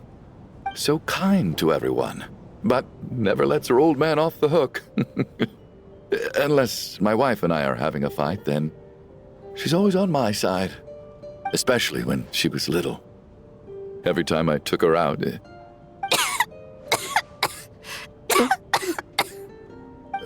All right, easy now.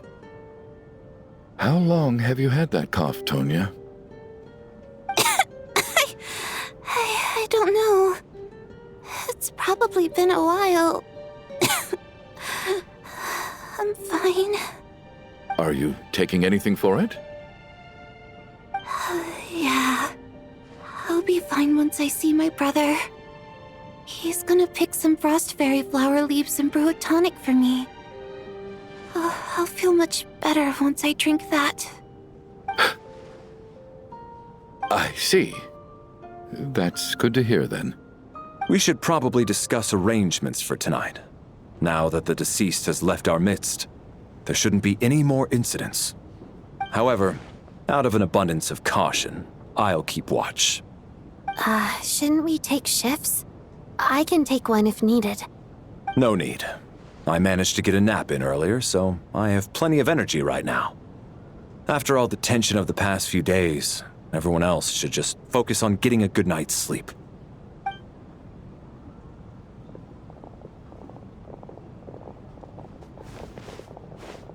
What a long day. This whole situation turned out to be way more complicated than I expected. But Valeri's right. I should just try to calm down and get some rest. The last thing I want is to give myself nightmares.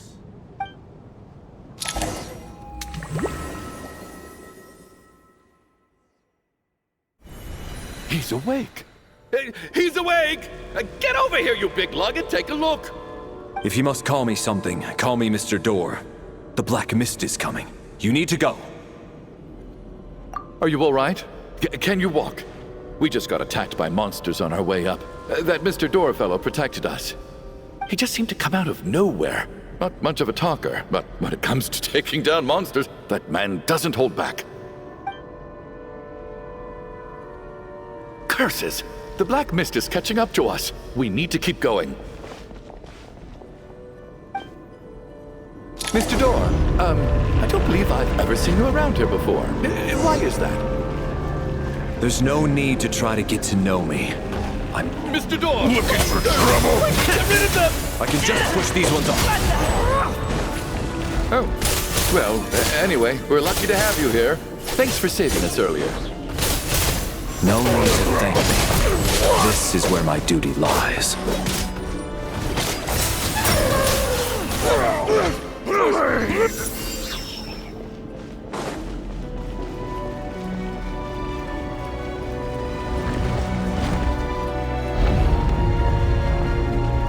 So we're doing this the hard way. Yeah. Ready to taste my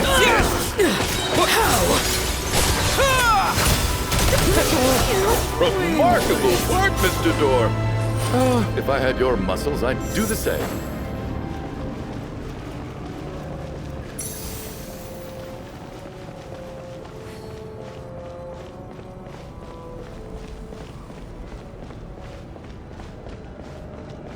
Are none of these doors the one you're looking for? No.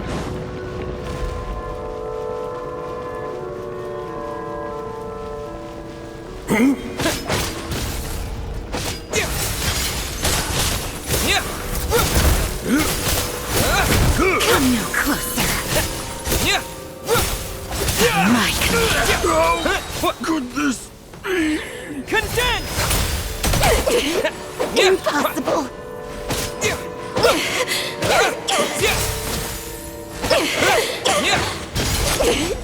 Impossible. I'm so exhausted. And the Black Mist is still rising. Oh. Wait, look! There's more monsters down there. Are they coming from within the Black Mist? No, no!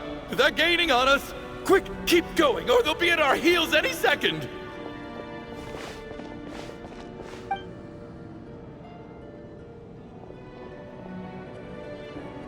Mr. Door, what are you doing? We need to get out of here. They're coming! Found it. This is my door. What? You mean you're going to stay here? I am a door. This is where my duty lies. No! You saved us. We can't leave you behind. You must keep going.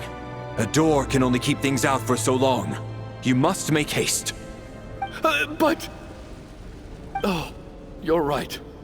Let's go. We can't let Mr. Door's sacrifice be in vain.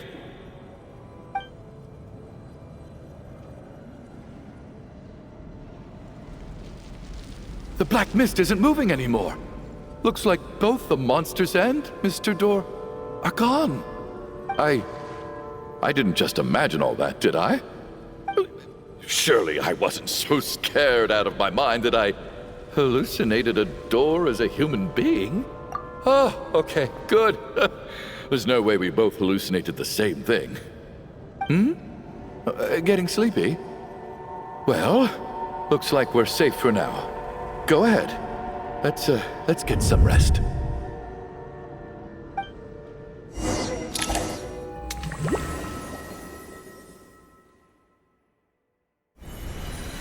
What time is it? Is it morning? I think I had a nightmare. I guess everyone's still asleep? These past 2 days have been exhausting. Valeri's keeping watch though, so he's probably the only one awake. Valeri?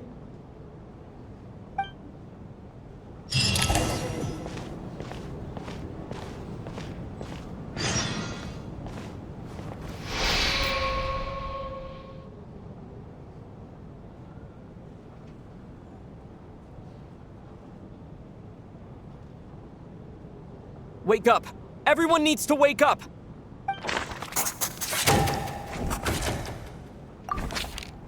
Just like the last 2 nights. No clear cause of death. I've been a real thorn in your side, haven't I, Mr. Valeri? Now you can rest in peace. But for me, life will be all the duller for not having to run away from you, my friend. How's Tonya? Is she okay? I just checked on her, and it doesn't seem like anything serious. She's just exhausted from the past couple of days, and she's still recovering from her illness. We should let her sleep a bit longer. That means Valeri was the only one who died last night. If Valeri was awake and keeping watch, it would have been impossible to kill him without waking everyone else up. That much is certain. This is so frustrating. Why has nothing changed since yesterday? I thought we already dealt with the dead person causing all this. Actually, one thing has changed. There's only 1 victim this time, not 2. Does that mean...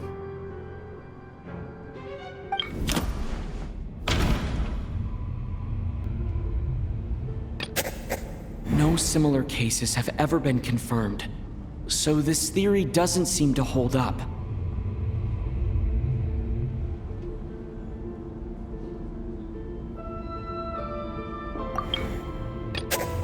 But Mr. Schramm was already deceased to start with. That doesn't seem very likely.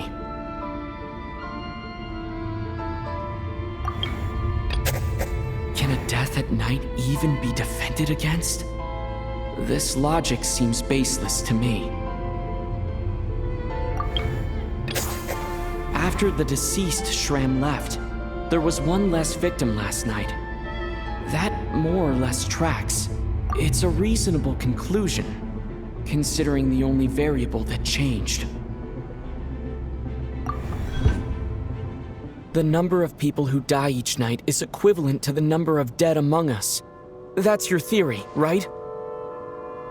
Exactly. We identified Mr. Schramm, and the night after he left, the death toll dropped from 2 to 1. By that logic, there must be 1 more dead person left among us.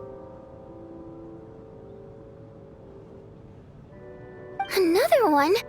But there was only 1 person unaccounted for in the ticket checks, right? The head count should match up now. Having an extra person was definitely a cause for alarm, but being 1 person short isn't nearly as unusual. Someone could have left in the middle of the show, or made it out before the storm hit. 1 more dead person among us. If Mitya's theory is right, then what Odette told me seems a lot more relevant. It's just, at the time, we had no reason to think there was more than 1 dead person. If only we'd taken it more seriously as a possibility, maybe this could have been avoided. I'm sorry. This is my fault. I had information that could have been helpful, but I held back. I should have brought it up right away. I'm partly to blame as well. I was too quick to dismiss Odette's concerns. What is this about? What have you two been getting up to behind my back? Sounds like there's some big news you've been keeping from the rest of us. Well, we're all ears.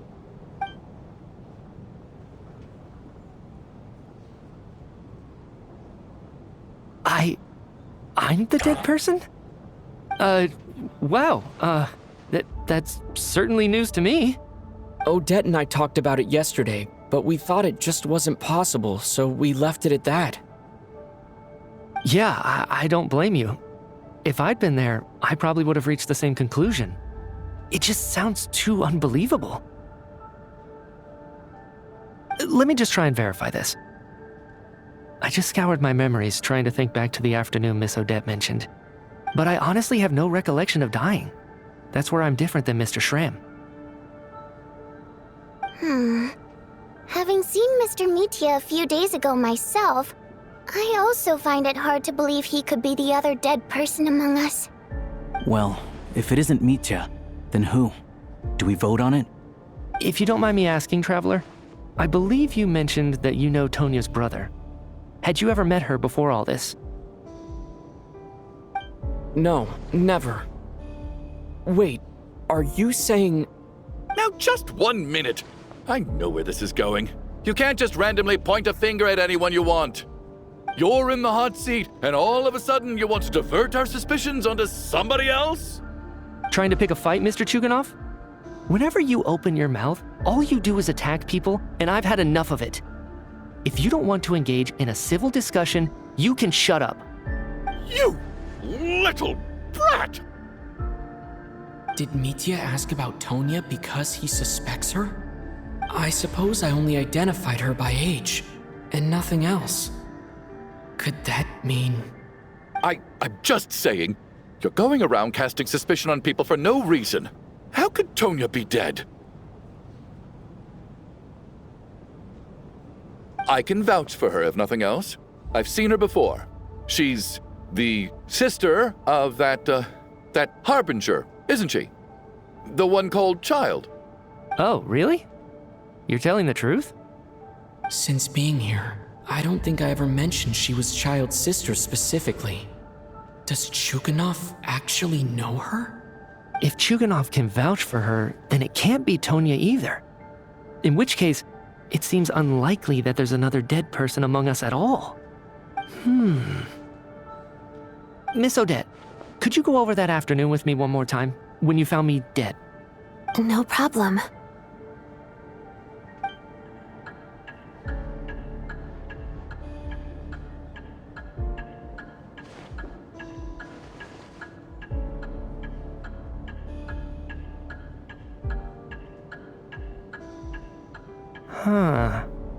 No matter how hard I try, I just can't remember anything about dying. But I do remember something else. Miss Vojanitsa, during our last meal together, I told you how some of the researchers were suffering from temporary memory loss. Do you remember that? Oh, yeah. You said it was hindering the progress of your experiments. You thought they were just under too much stress or something. Right. And even though I don't remember dying that day, I'm pretty sure I experienced something like amnesia. Some of my memories from that afternoon are missing. Are you suggesting you're missing the memory of your... Of course. How am I only just realizing this? Humans aren't necessarily aware of their own death. You mean being silently assassinated, or dying in your sleep? Situations like that? The researcher's amnesia. Suddenly it all makes sense. I must thank you, Odette. I think your perspective just helped me reach a breakthrough on a series of issues that have been troubling me for quite some time. All right. It's decided then. I'll be the one to leave today. Oh, leave? Hey, wait a minute. Aren't you rushing into this? What if you're wrong? You'll pay with your life. Come on, kid. Aren't you gonna fight for your life? This seems like a rash decision. I have other reasons beyond what's been discussed. In fact, thinking back, I remember during Miss Odette's performance, while I was sitting in the audience stalls, a brilliant new idea for my research popped into my mind. But then, my train of thought suddenly cut off. I can't remember it now at all, and I didn't take any notes. I guess that must be another instance of temporary amnesia. No. Hold on. I see where you're going with this. You're suggesting that each instance of temporary amnesia is a death, right? There's a glaringly obvious flaw in that idea, no? How can one person die so many times? I believe Miss Odette's account. During the period where my memory is blank, I must have been either dead or in a similar state. All it would take is for the same thing to happen in the theater, and I would come under the effect of the ley lines in this vicinity. This increases the likelihood of me being the deceased, does it not? But... There's no evidence to suggest that anyone other than me is a candidate for the deceased. So allow me, as a scientist, to treat this as an experiment. Please relax, everyone. I don't think things are as bad as they may seem. If I really am the deceased, then to leave the theater will be a relief for me. If, on the other hand, I'm still alive right now, well, apparently you've all witnessed my resurrection recently anyway. Who's to say I won't return from the dead again this time? Mitya's right. This is the only thing we can try right now. I think he's deliberately downplaying the gravity of the situation, though. He probably doesn't want to burden everyone. What is a scientist if not someone who gambles on experiment after experiment in an attempt to obtain the truth? With this snowstorm, the ley line phenomenon, ghosts of the dead, and my amnesia, we've been paralyzed by not knowing and powerless to do anything about it. It's a terrible feeling. But if I do get resurrected, you can be sure that I'll come back with the truth of all this. Just you wait.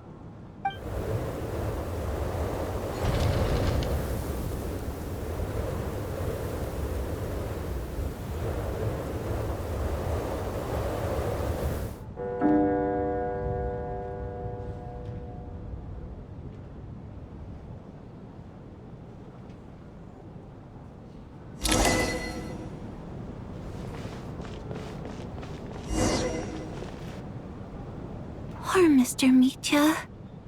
I didn't even get to see him one last time. Maybe it's a good thing that you weren't there to see it. It was a hard thing to watch. I hate goodbyes. Why does it feel like everyone around me is slowly disappearing? Not just in here, I mean. In the outside world, too. Maybe it's the realization that, at the end of life, everyone has to face it alone. Come to think of it, the main reason we're still alive right now is pure luck. Each morning here, for every one of us, there's the chance that we might not wake up. You could take it a step further and say that the same is true outside, too. Who can never be 100% sure when they drift off to sleep that they'll open their eyes again in the morning? If I make it out of here, I'm going to cherish every moment that I'm awake and live without any regrets. Without regrets? I feel like a strange sense of anxiety has been quietly growing inside me over the last 2 days.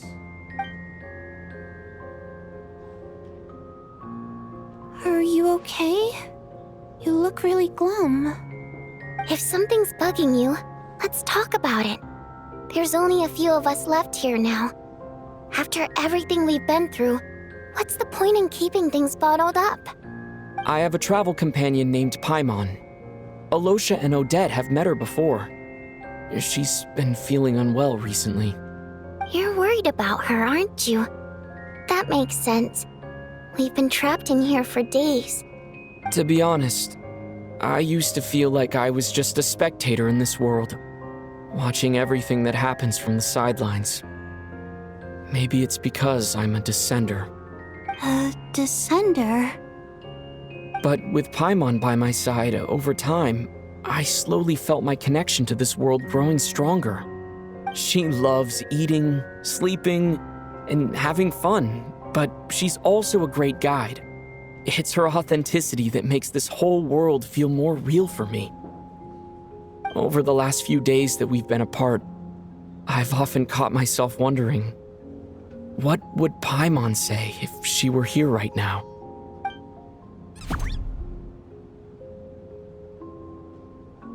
But by the time I snap out of it, the conversation has already moved on, and I'm still in my own little world. I'm trying to overcome this sense of detachment, but I really miss Paimon. I guess, in a way, she means the whole world to me. I bet she misses you when you're not there as well. Maybe you're her entire world too. I don't know if this will make you feel any better, but back when the water imps left Snezhnaya in droves, I also felt like the whole world was suddenly empty. I could be surrounded by people all smiling and having fun, and still feel completely separate from it. So, I totally understand how you feel. Later on, I started to think, maybe accepting the fact that our loved ones won't always be with us is something that takes a lifetime. All we can do is cherish their companionship from moment to moment. So, once we get out of here, You better hurry back to her side as fast as you can. You can't let your story end in regret. That's the trope I hate the most. Thank you. That's exactly what I needed to hear. But Vodyanitsa, if you hate goodbyes too, why didn't you leave with your people? That's just the choice I made. I used to regret it, but I don't anymore. Like I said before, singing is a water imp's primary mode of expression. It's how we convey our emotions. Our songs have echoed through this theater for hundreds of years, each one a story pieced together through moments of joy and sorrow. But does a story exist without someone to read it? To me, the answer is no. So I made the choice to stay. That way, there would still be someone left to sing these songs and listen to their stories. Otherwise, they could have been lost forever. Could you teach me how to understand your people's songs sometime? I want to be able to truly hear them, like Mr. Shram. A fan after my own heart. Thank you, Tonya. How about I sing something for you, and you tell me what you hear? Okay, I'll do my best.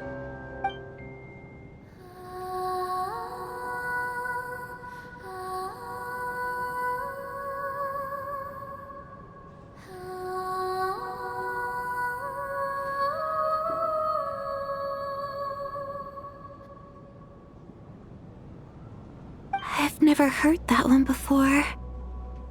I feel like I can hear a sense of longing somehow. I wonder why that is. Color me impressed, Tonya. You're a keen listener. Most people can only tell if a song is happy or sad. I didn't think you'd be able to pick up on such specific details. So, what's the song about then? Come on, tell me! I've actually never performed this song in the theater before, because it has more of a ceremonial purpose for our people. It's not meant for the stage. It means something like, "May those we have lost watch over us, and follow this song back home in the night, so that we might be reunited once more." No wonder I could hear that sense of longing. You sing it for loved ones who have passed away. I hope it reaches them. It's getting late, Tonya, and you're not well. We should all turn in early. I suppose there's no reason to keep watch tonight. Okay, but, before I go to bed, could you sing that song a couple more times for me, Vodyanitsa? Of course. Anything for my #1 fan.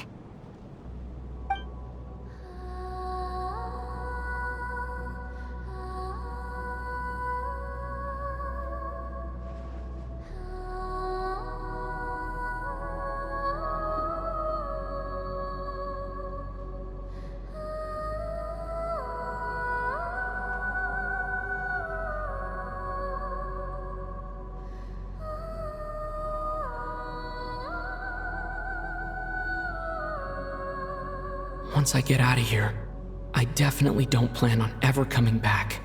But I guess that means I'll never get to hear Vodyanitsa sing again. That's a sad thought. Before I fall asleep, I should cherish this moment of companionship while it lasts.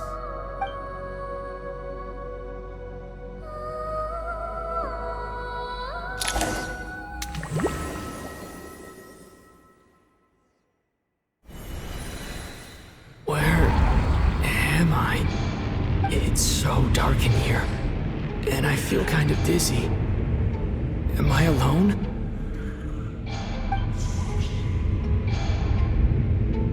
Huh? What was that noise?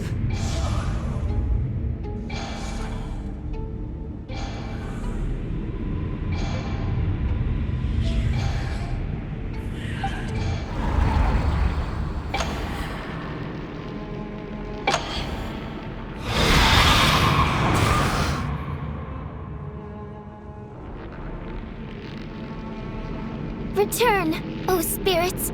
Fulfill your oath of protection.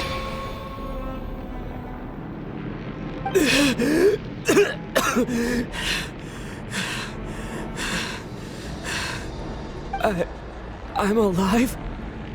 What just happened? No time for questions. Quick, over here. Turn on the switch. We need to bring back the light.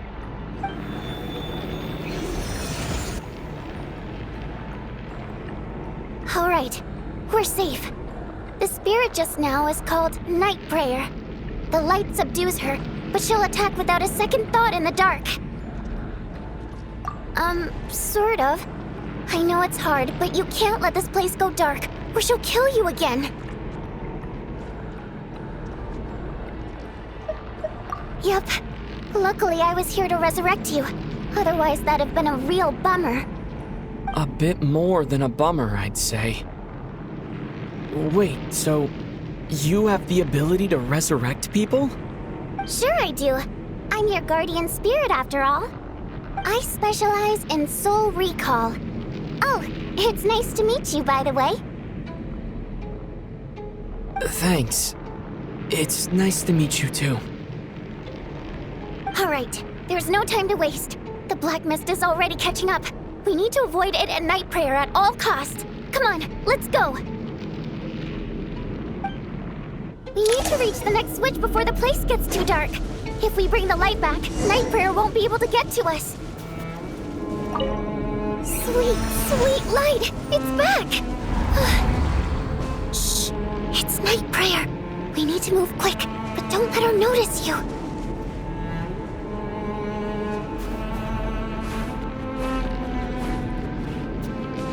Look out!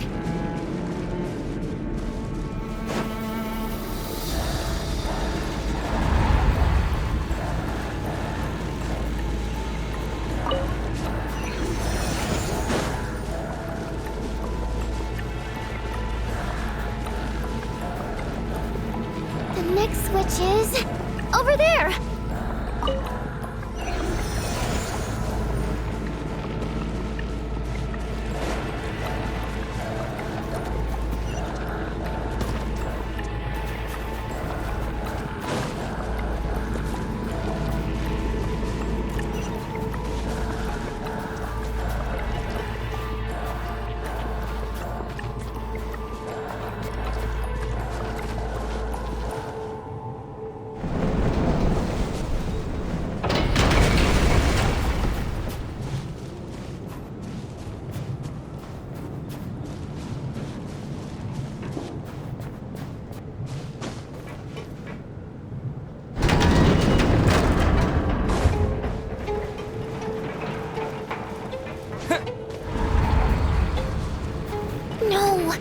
Prayer is here too.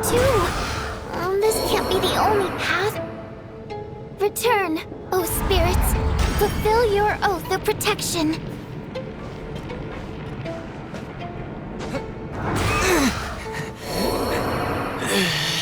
Return, O spirits. Fulfill your oath of protection.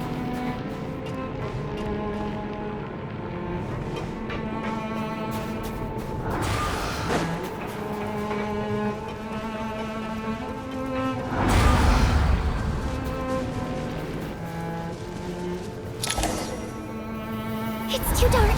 We're not gonna make it. Come on, faster!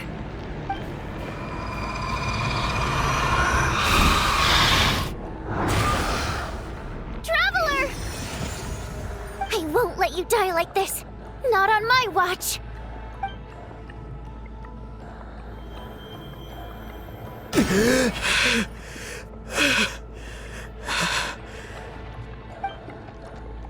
Even though it's not permanent, dying is definitely not a pleasant experience.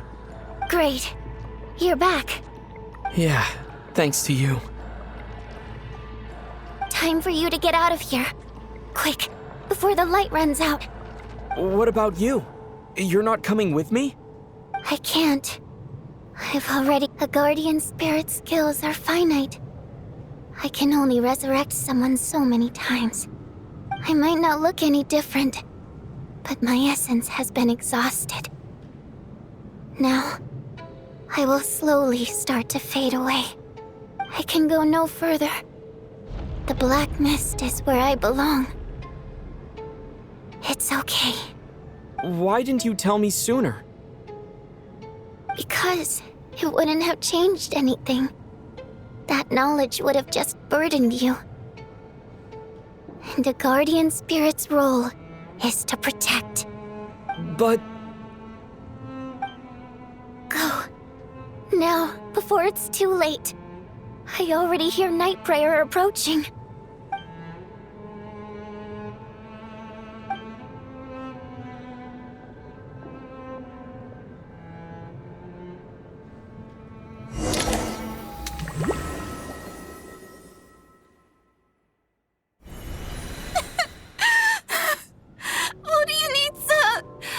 How could this happen?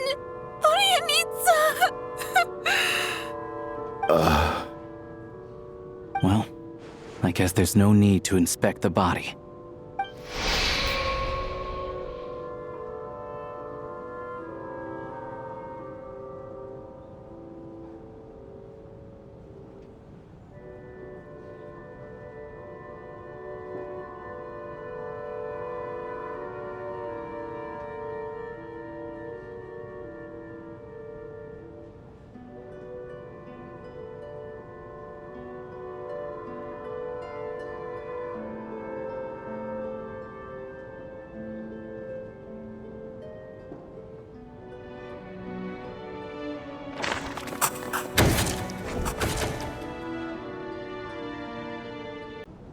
This wasn't supposed to happen.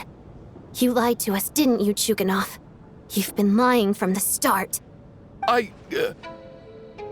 Take a long, hard look at yourself before you go around accusing other people. I suspected you on day one, Lelik, and now look where we are. By some strange coincidence, you've never been targeted. You just happen to have survived this long? No, you should be the prime suspect.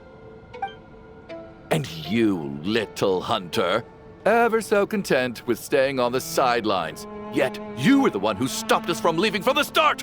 Why are you trying to keep us here? Now you're just lashing out indiscriminately. That's either a sign of anxiety or a guilty conscience. Where was all this passion and bravado before? Decided to fight until the bitter end. Is that it? Is that a threat? Fine, bring it on. You think I'm afraid to die after all this? You want to kill me? Go ahead. I'd like to see you try. After all the trauma of the past few days, everyone's been pushed to the breaking point. Valeria and Mitya aren't here anymore. Someone else needs to step up and take charge. But first, I need to think this through. Considering everyone left, who's the most likely candidate for the deceased?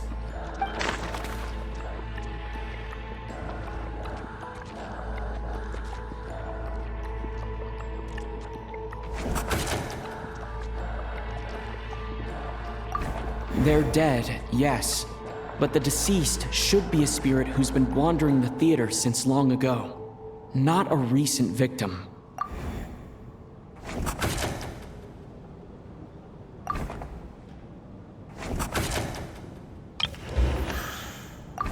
He's arguably the first friend we made after arriving in Snezhnaya. While he works at the theater, we've also met him outside of it. So he can't be the deceased.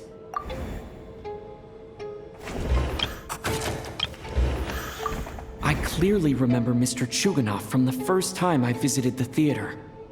He made quite an impression. That was just a few days ago. So he's unlikely to be the deceased.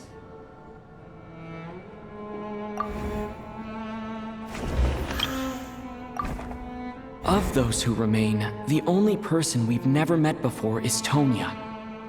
There is room to doubt her true identity. People are easily misled by first impressions. Now that I think about it, Child Sister was in fact a label I imposed on her due to my own assumptions. But Mr. Chuganov vouched for Tonya's identity yesterday. With basically no other possibilities left. Could it be?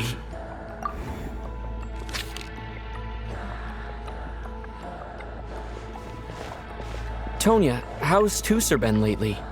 Tusser? Your brother Ajax must have mentioned me in his letters home, right? Did he say anything about a blonde traveler? No. And my brother's name is Razik, not Ajax. Chuganov, looks like it's your turn to do some explaining. Yesterday, you said you could vouch for Tonya.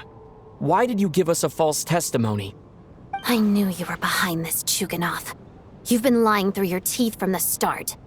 Everything about you is fake, down to the wife and daughter you're always talking about. Your entire family man persona is a charade, isn't it? That night, when I infiltrated your place as Lelik, I noticed you were home alone. Didn't think much of it at the time. Just thought everyone else was out. But thinking back on it now, that doesn't seem very likely. My guess is, you live alone, don't you? Even that was a lie? But why would he lie about having a family? Oh! Curses! Oh! Why is there no end to this blasted snowstorm? If it would just stop! If it would just stop. I think I remember now. I know how I ended up here. It feels like a distant memory. But at the same time, it's just like it was yesterday. The reason I'm always coughing is because I got sick with frostbite. The locals usually call it the snow cough. It's not a very common illness. It's partly genetic and partly caused by the cold climate, but it can be fatal. They sent me to the hospital as soon as they found out I had it, and I spent so long lying there in that hospital bed. After a while, I felt myself growing weaker and weaker. Nothing seemed to be working anymore. Neither the treatment that the doctors were giving me, nor the medicine my brother was brewing from frost fairy flower leaves. So one day, I told my brother that I wanted him to take me outside for once, so things could be like they used to, just for one day. I wanted to meet loads of friends, experience new things. He agreed. He snuck me out of the hospital, and we escaped. We got to the theater, bought tickets, and went inside. Oh, it was all so exciting. I remember the show very clearly. It was amazing. But I found myself getting sleepier and sleepier. Oh, Tonya. When I woke up, I couldn't find my brother anywhere, so I guessed he'd already left. But there's no way he'd leave me behind. So I decided to stay here and wait for him. At the time, I figured he'd probably gone to brew some more medicine for me. Tonya, it sounds like by then you'd already... Yeah, I know. I understand now. Dead, aren't I? This cough and the feeling weak, it's probably just my body's memory. After all of that, it turns out I can't blame my brother after all. I was the one who abandoned him. I'm sorry, everyone. I realized this much too late. It seems like death skewed my perception. And now I've dragged you all into this mess. Your name probably isn't even Tonya, is it? Didn't that ever strike you as odd over the last few days? Well, when I was little, my brother and I read a storybook, and Tonya is the name of one of the characters.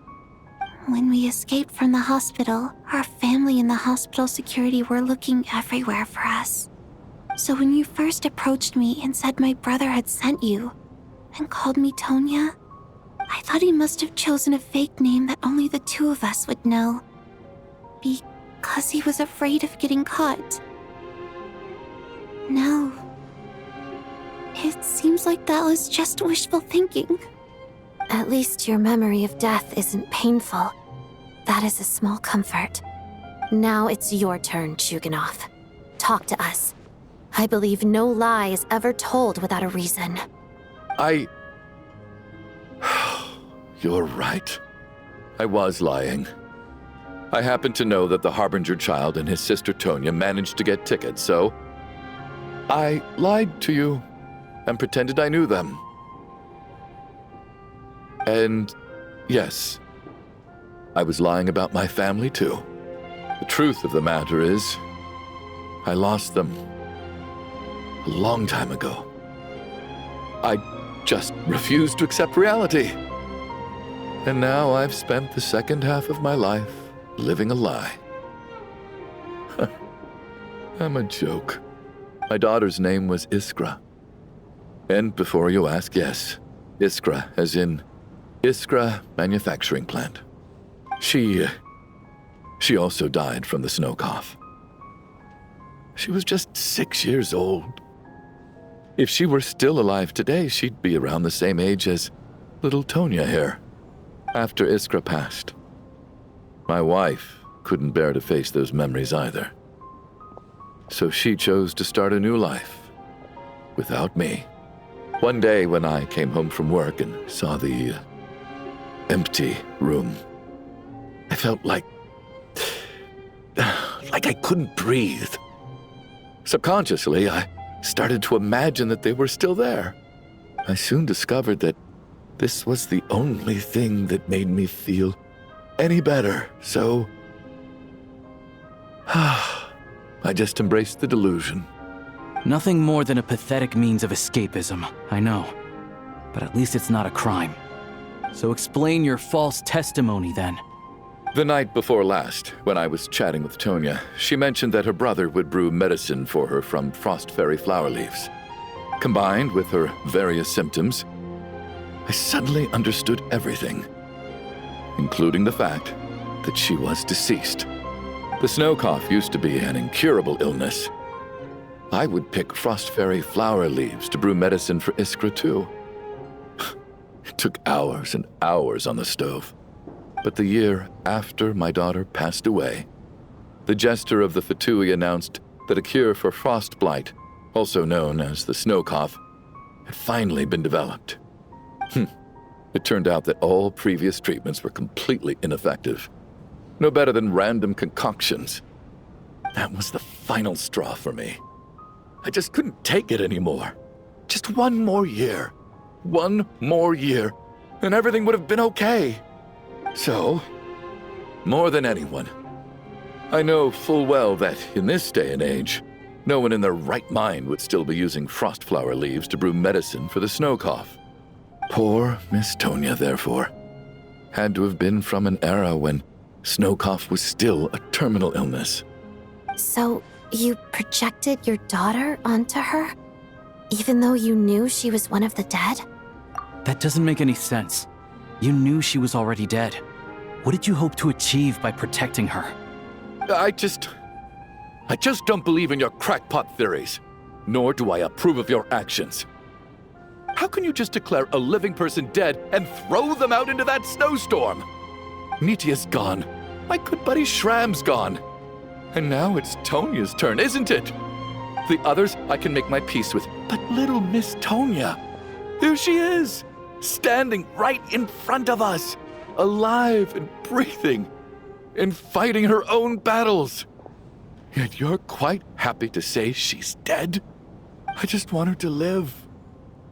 Once this snowstorm is over, the very moment it stops, I'm going to march out that door and find someone who can fetch the very best medicine for her snow cough. I'll be damned if I'm gonna let you cast her out into the snowstorm before I have the chance to cure her. Not again. Not this time. Not when the cure is right within our grasp. I'd never be able to forgive myself. Mr. Chuganov, stop. I can't let you do this. Tonya. By the sounds of it, you've known I was dead since the night before last, right? I really liked Mr. Valeri, Mr. Mitya, and Miss Vodyanitsa. And now they're all dead because of me. I'm not happy about that. The reality is, you've been trying to fight your own demons through me. But all you've really done is trap me inside your delusion along with you. No! Listen to me. I want to save you. I do! Well, at this point, I'm quite sure that I'm dead. I don't need to be saved. The time I got to spend with all of you is more than enough for me. Despite all the bad things that kept happening, I got to meet so many interesting people and spend so many days and nights by your side. Since the day I escaped that hospital until now, this has been an adventure I never even dared to dream of. I'm very fond of you all. If it were only possible, I'd trade my soul to bring back the ones who died. If it meant things didn't have to end like this. And that's why I'm not fond of you at all, Mr. Chuganov. I'm sorry. It's them that you owe an apology to, sir. Not me. Well then, I suppose this is it. It's time for my adventure to end. I've caused enough trouble. You're leaving already? It's still early. Don't you want to stay a little longer? No thank you. Oh, and by the way, my name is Patashka. It was nice meeting you all. Feels strange that we're only being properly introduced now that it's time to say goodbye. Tashka.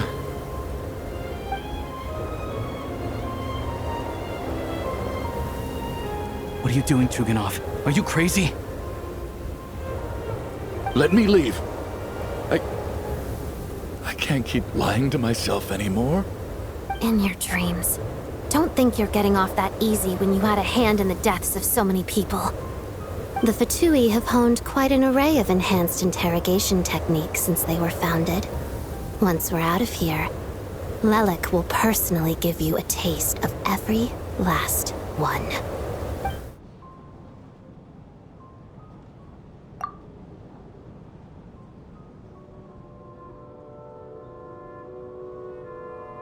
I think we should leave. I doubt this snowstorm is ever going to stop. For all we know, this storm might have destroyed all of Snezhnaya by now. Maybe even the whole world. Wait, we finally solved the mystery of the haunted theater today. Maybe let's at least try to enjoy tonight? Fair enough. I don't particularly feel like dying in Chuganov's company anyway. And yet you won't let me die first. Hey, Chuganov, on a serious note, if we do make it out of here, you should close down that factory of yours. A lot of people are freezing thanks to you. Is this really the time to be discussing my factory? All right, fine. I'll shut it down. Doesn't matter to me anymore. Am I hearing things? Or was that a knock at the door?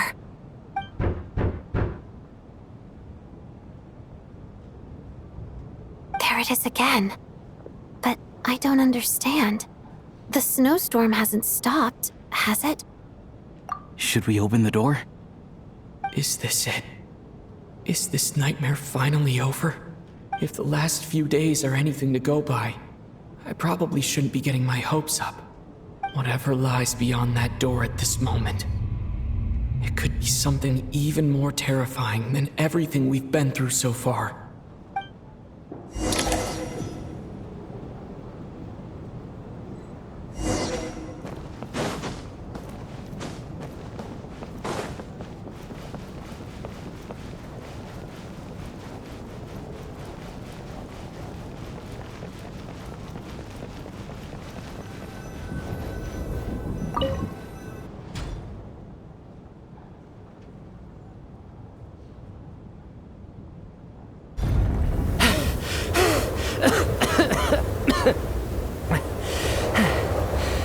Hey everyone, I'm back.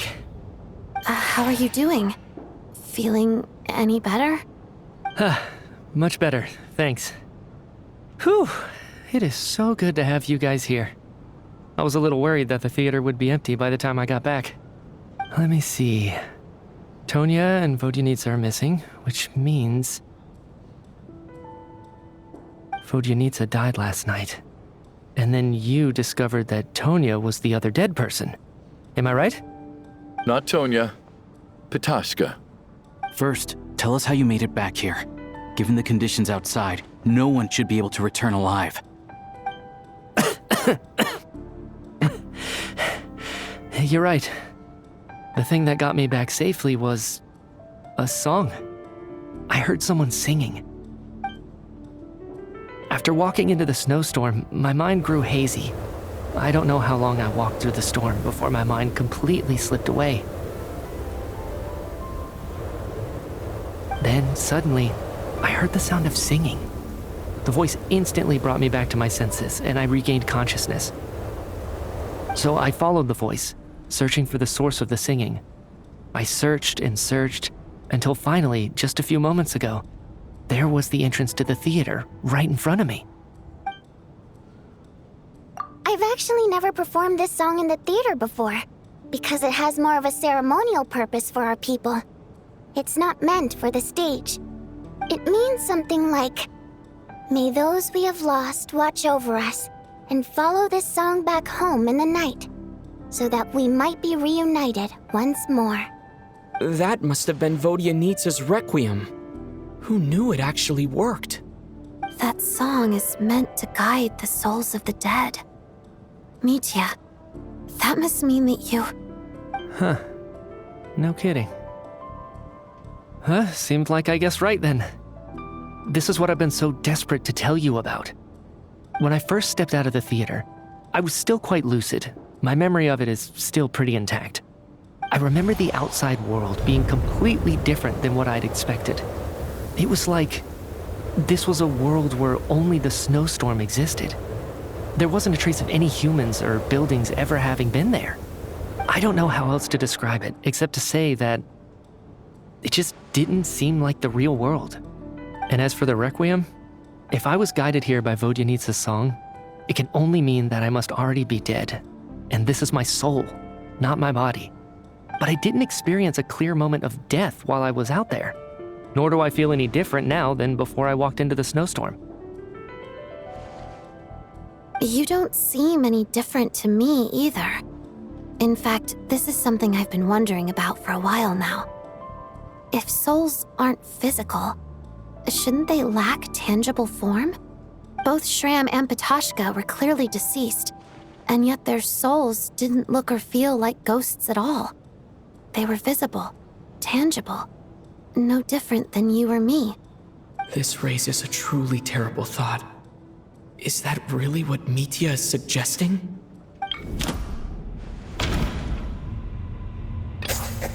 Mitya's soul was summoned back by the Requiem, confirming that he is indeed already dead. And yet, he looks no different from us. Of course, if even the long-deceased like Mr. Shram can blend in with us undetected, then maybe we've all been dead from the very start. And all of us are now souls wandering the theater.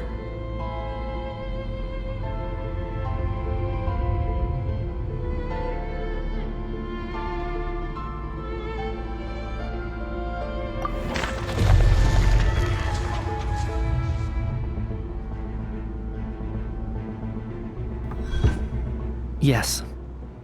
I think that this is probably the afterlife. What did you say?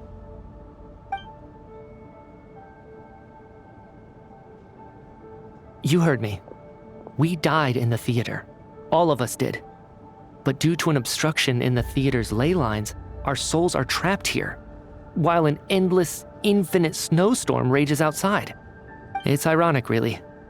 All that time, we were working so hard to figure out who the deceased among us were, when the truth was, we were all deceased. The only difference being some of us died more recently than others. Do you remember that note, "Death is near"? Seems like we misunderstood what it meant after all. death was nearer than we wanted to think all along. The note simply meant that all of us were already dead. So all our attempts to survive, our search for the deceased, it was all for nothing? Hard to say. At the very least, we helped 2 lost souls find clarity and go to where they belong. The presence of those 2 is probably what caused our souls to be drawn in by the ley lines. In which case, the deaths we've awoken to over the past few days were just souls returning to the ley lines for good. If what you're saying is true, doesn't that make us the lost souls now? Huh, no wonder. This afternoon, when I was moving Vodyanitsa's body, I noticed that the other bodies in the room hadn't decayed one bit after all these days. That's further proof that those aren't physical bodies at all, but merely our shells here in the afterlife. Am I really dead? This doesn't feel real to me at all. No, that's impossible. This cannot be how it all ends. I still find it hard to believe that all of us are dead.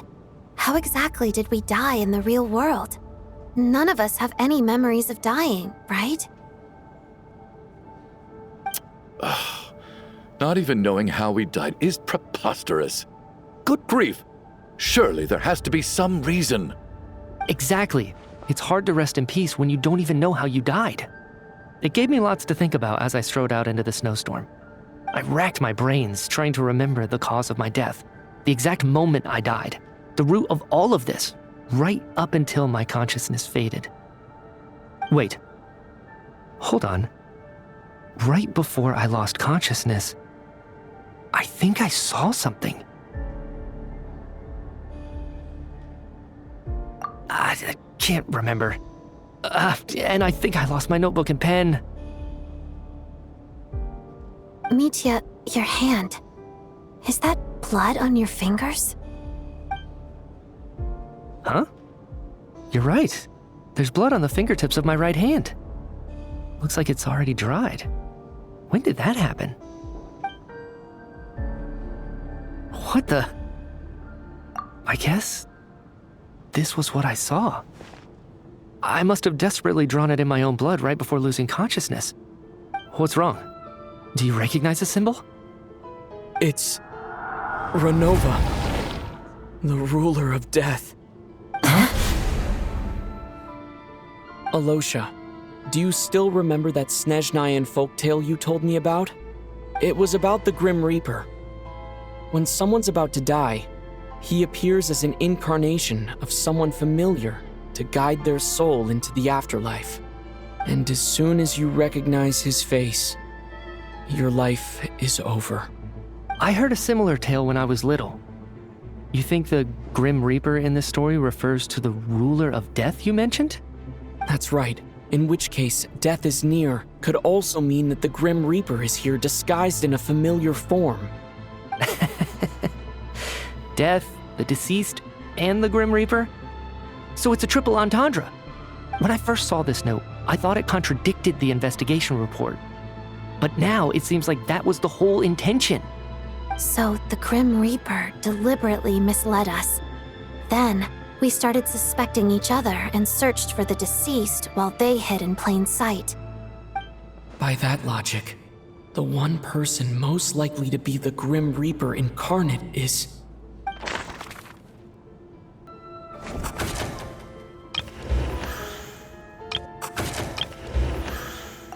Identifying the Grim Reaper is a major decision to make. I should think it over carefully.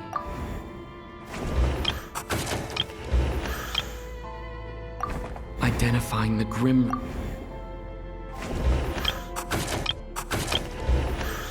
Identifying the Grim...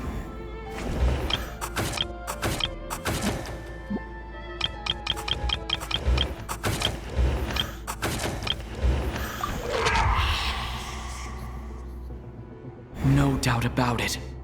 It's Alosha. Looking back at how everyone has acted over the past few days, Alosha is most likely the Grim Reaper lurking among us.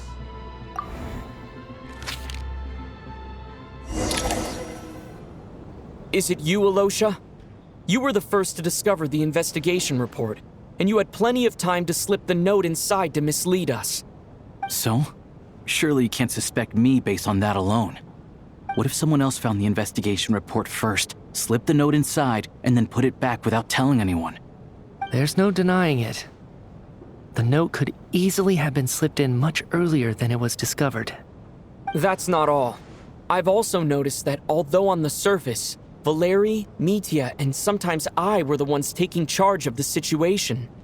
Looking back now, even though you didn't say much, you were always subtly guiding everyone from the sidelines. What do you mean? You were the one who emphasized how dangerous it was outside and insisted we all stay here. It was also you who suggested that we all sleep in the same place. And earlier today, you tried to convince Patashka to stay.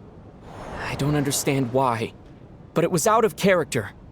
So, you didn't understand my intentions, and now you're assuming the worst. Seems pretty unreasonable if you ask me. He still won't admit it. Fine. Let's see how he responds to the most damning evidence of all. The biggest question I have right now is, if the Grim Reaper is impersonating Alosha, then where's the real Alosha? When did they switch?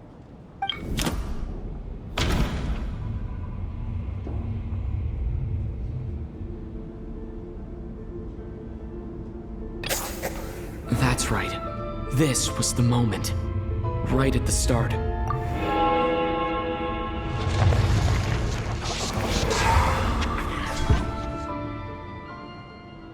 When all this began, right after the performance ended and the snowstorm began to pick up, no one suspected anything unusual.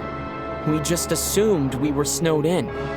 It wasn't until we discovered the bodies the morning after that we realized something out of the ordinary was going on.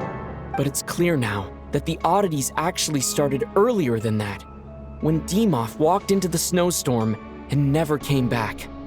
Right. So Mr. Dimov was the first victim, not Sobolova and Torgov. And if we pinpoint that moment as the beginning of this incident, then one thing becomes clear. Alosha, you are the only person who walked into the snowstorm and came back without the help of Vodyanitsa's Requiem. More precisely, Alosha never came back at all. The one who came back was the Grim Reaper.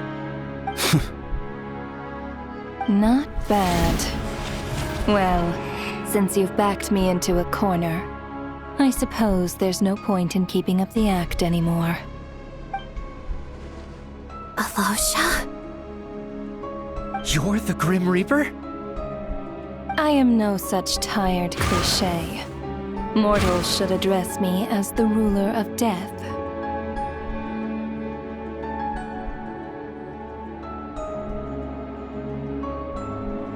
Before being wiped out for good, you identified the two deceased, and even sensed my presence. A commendable achievement. Far beyond what I expected. I heard you can ferry souls. Those deaths each night. Were they your doing? Your initial conclusion was correct. Due to the existence of the two deceased, the ley lines yearned to reclaim those long-lost souls. Every night, they devoured an equal number of souls to fill the void. This required no intervention from me. Though, of course, ferrying souls is indeed my authority. Here, take a look.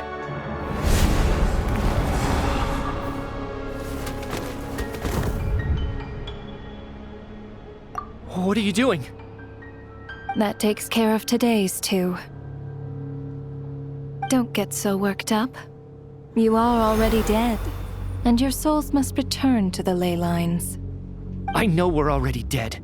You murdered us, didn't you? Murdered? No.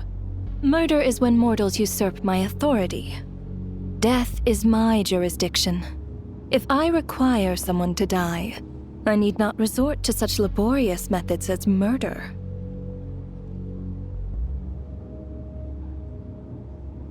You simply met the criteria to trigger my curse of death. I know about the curse of immortality. So there's another death-related curse too? You cursed us? When? And why would you do such a thing? So often, humans pray to me, begging to know when their death will come and what form it will take.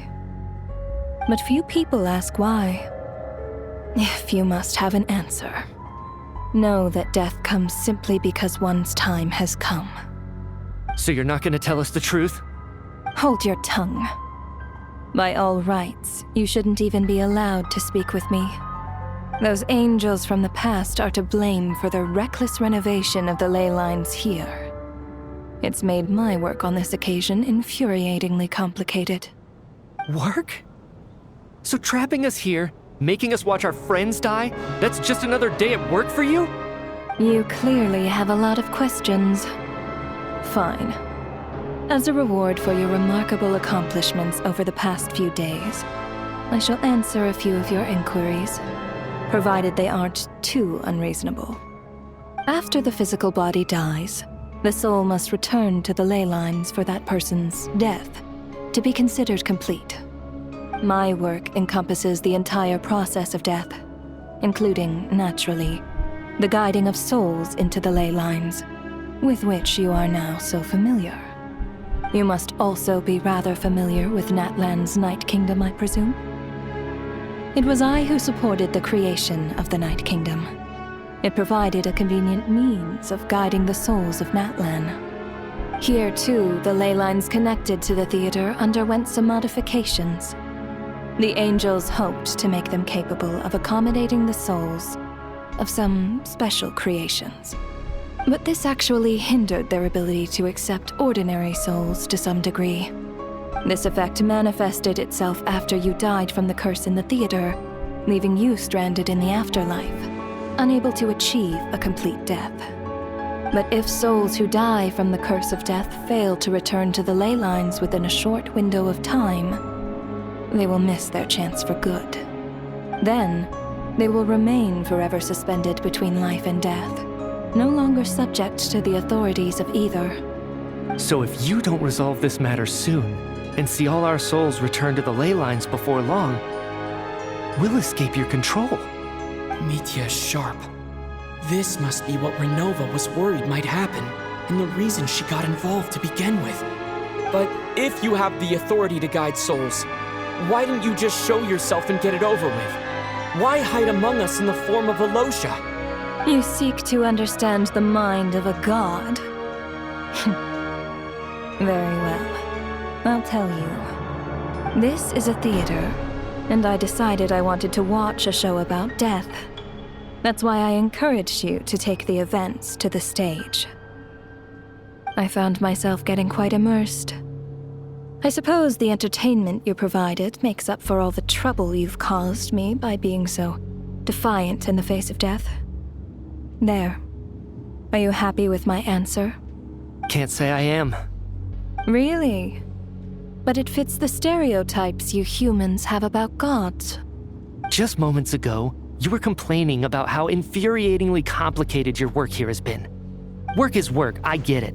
There are times when it's a huge pain, but you just have to get it done, right? That's a rather unique perspective for a human. You are in fact correct. There is a pain point in this case. Due to the obstruction in the theater's ley lines, there is a hard limit on the number of souls they can receive each day, making it impossible for me to ferry all your souls at once. Revealing my identity too soon would inevitably have led to futile resistance, and there was a risk that any souls who chose to run would disappear. Then there was the issue of the 2 lost souls you called the deceased. The way you resolved that quandary was all part of my design. That's what I don't understand. If all of us were souls of the dead, what made their presence among us special? For centuries, they have refused to return to the ley lines, exploiting the issues created by the angel civilization to resist being drawn in. Centuries of obsession accumulated during this process. You may think of this obsession as the resentment of the dead, and in this quantity, it was a bomb that could have detonated at any moment. It reached the point where I could not afford to leave it unchecked. But the only way to fix it was to help them acknowledge their own deaths, make peace with their regrets, and willingly walk into the snowstorm. Only then, with my guidance, could they finally return to the ley lines. Otherwise, you would not like to know what the consequences would have been. I vaguely remember seeing Batashka, but in the most terrifying form. Was that in a dream? Is that what would have become of her if she hadn't returned to the ley lines? I see your dreams brought you many revelations. So you see, death in fact grants wisdom to mortals. Souls connect to all things in the world and see the chain of cause and effect between them. It's nothing unusual. Anyway, giving psychological counseling to lost souls is not my strong suit. That is more of an angel's role. It was something I could not resolve directly using my authority, so I decided it was easier to leave the bomb defusal to you. Meanwhile, of course, their presence caused the souls of other members of your party to return to the ley lines each night. From where I stand, that was killing two birds with one stone. As both issues slowly resolved one another without me having to lift a finger, all I had to do was stay close by and keep the situation under control. Then use my authority to wrap things up at the end. And, of course, while I was at it, I thoroughly enjoyed watching this drama, dealing with death from a mortal perspective, play out on the stage. Sounds like you had it all figured out, Grim Reaper. I just did the math. You said there's a hard limit to the number of souls the ley lines here can receive each day. It's 2, isn't it?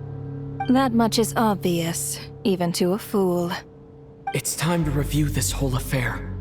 If the ley lines can only take in 2 people per day, I need to go over the deaths from these past few days again.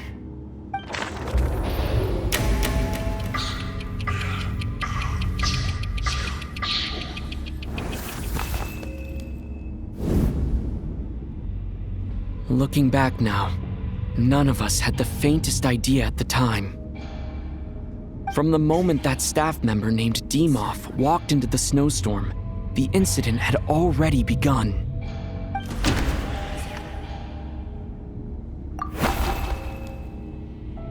No, let me go over this again.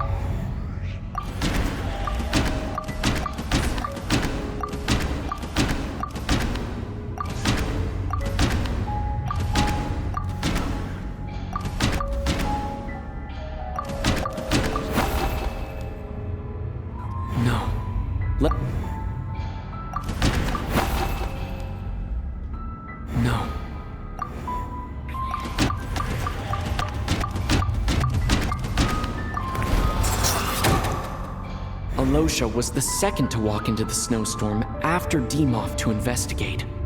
During this process, the ruler of death assumed his identity, making him one of the victims.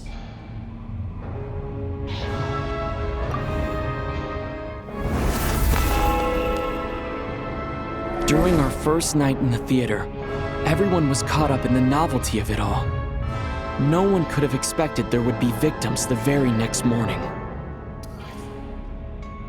Despite all the confusion, and with the help of hindsight, we finally began to realize that something was amiss with the snowstorm.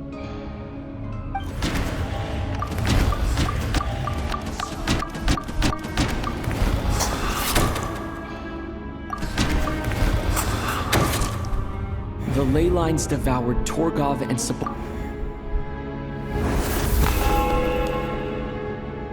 Odette and I spoke a lot that night. 3 people were on watch, but in the morning, we discovered that someone had fallen victim all the same.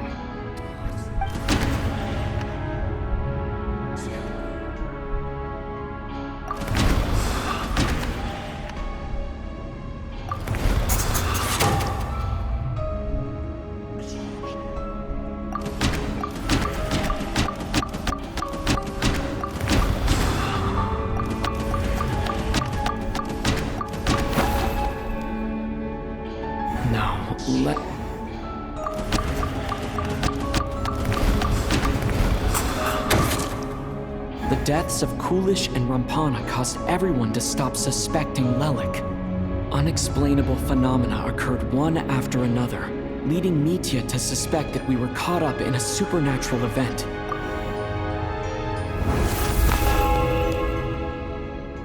Later, we discovered that there seemed to be an extra person among us, and subsequently discovered the existence of the deceased.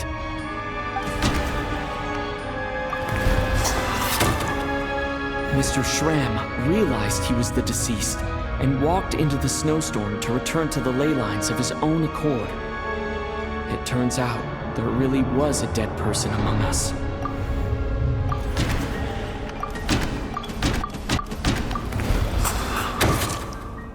He thought it was all over, but Mr. Valeri's death was a rude awakening for everyone. The ley lines consumed him during the night regardless. A lot happened today. Mr. Valeri's death led us to discover the connection between the number of deceased and the number of victims during the night.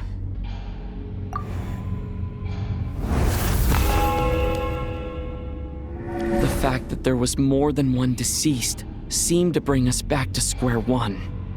Odette revealed some information she had been keeping to herself.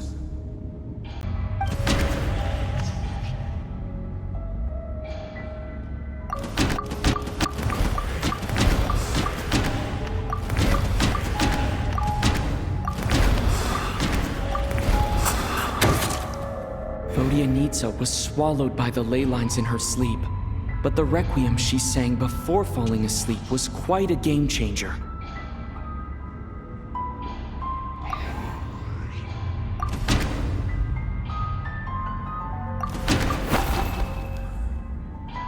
No.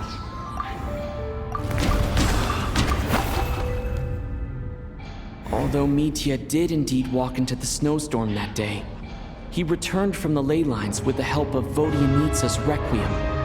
The void in the ley lines hasn't been filled, so let's rule out Mitya for now.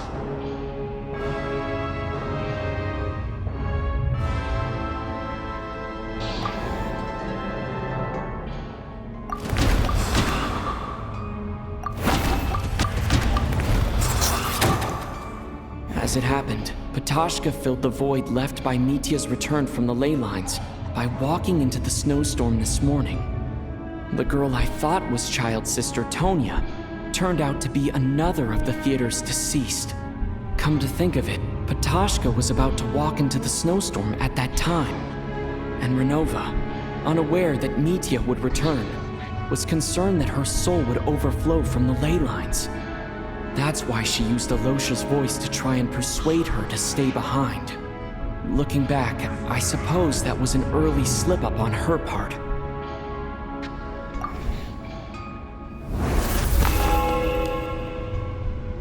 No one could have expected anyone who walked into the snowstorm to return.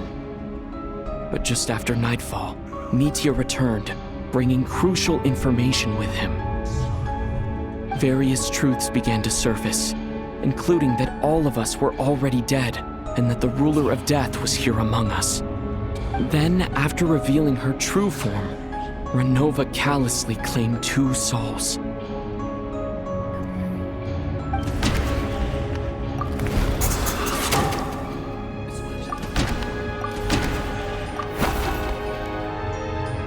No, let me go over this again. In fact, everyone was already dead by the time we took the photo. And in the days since, we've experienced many more partings in the afterlife. Now, only Mitya and I remain. And the true culprit behind everything still stands before us. In Mitya's eyes, I see the same anger and frustration that I feel.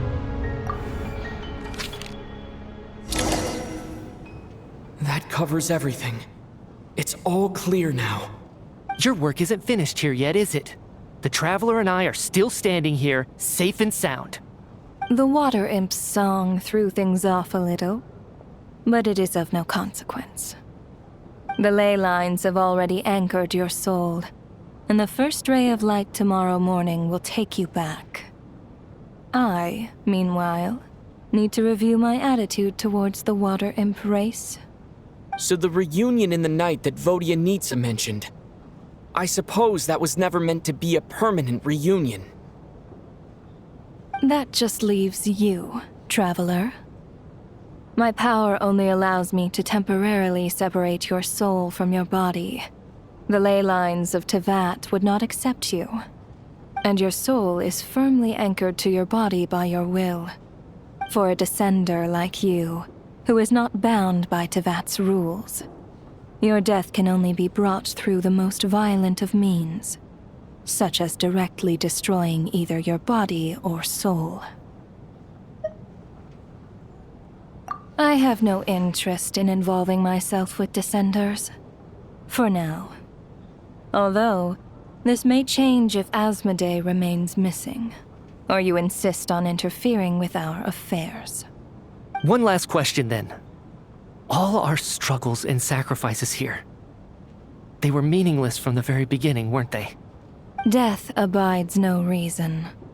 Besides, what you call sacrifice is merely a concept created by humanity. To me, it is nothing more than a self-indulgent charade in the face of death. Mere mortals fantasizing that their actions could reclaim something from my grasp. A truly laughable idea.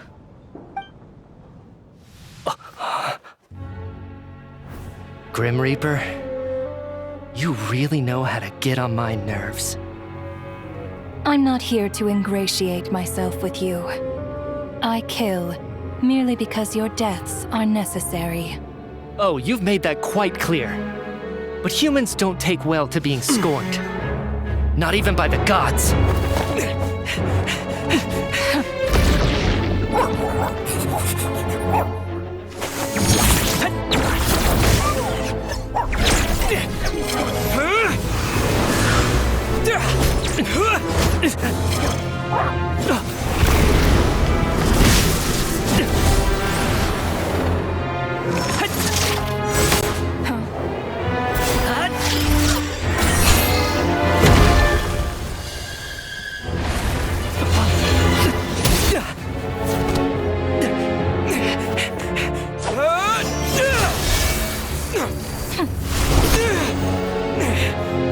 This is futile.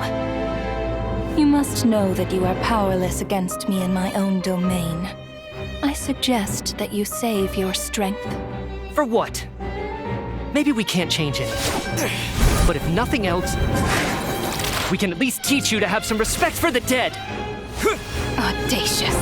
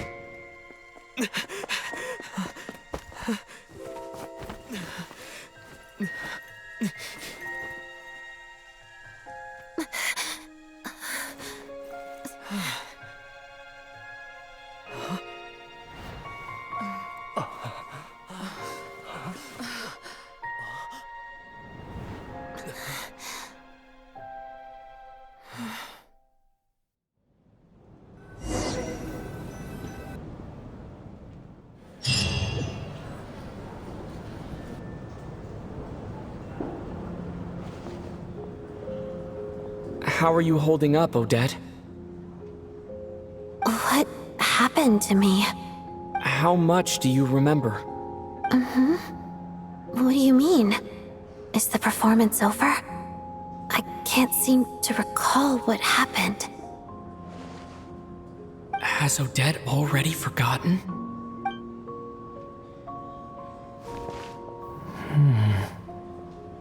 Mitya? Oh, I'm sorry.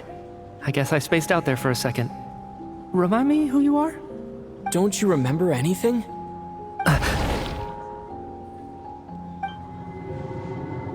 Yeah, I remember now, comrade. Looks like we guessed right. Just like me when Odette found me at the Armory Palace, for some reason, everyone killed by the Ruler of Death eventually came back to life. Just with one catch. They forgot what happened while they were dead. Odette and the others have already forgotten everything. Why were you able to remember this time? Could this be the reason? You said this is the Ruler of Death's symbol, right? I don't see anything there. You don't? Huh. Okay, I guess that makes sense. I carved this into my hand in the afterlife, so it's not visible in the physical world. Does that mean I carved this symbol into my soul? What an unsettling thought. Still, at least I get to remember what happened. I suppose it's a blessing in disguise. What about you, though? The Ruler of Death mentioned that you're a descender? Is that why you can remember? A full explanation would get complicated very quickly, but that's essentially it. Well then, now that it's all over, let's figure out what we've learned. The first thing I notice is that everything here is precisely as we left it, right before our deaths. This confirms that time passes differently in the afterlife than in the real world. They say that right before death, time slows down, and your whole life flashes before your eyes. That must be how you know you have one foot in the afterlife by that point. Anyway, clearly the few days we spend in the afterlife probably only amounted to a few short minutes in the real world. This also aligns with previous reports of widespread temporary memory loss among the Armory Palace personnel. Now it seems likely that those were all brief deaths caused by the Grim Reaper's so-called curse of death. To those unaware of the truth, dying and coming back to life must feel similar to a short bout of catatonia. This leaves me with a couple big questions. What are the conditions that trigger this so-called curse of death? And why are we resurrected after we die? If nothing else, I think it shows that killing us wasn't her ultimate goal. We still don't know her true reasons for subjecting us to death. Right. This time only got complicated because of the situation with the theater's ley lines. That's why she had to approach it differently. If the previous incidents of amnesia among the researchers are anything to go by, killing us is usually a pretty routine matter.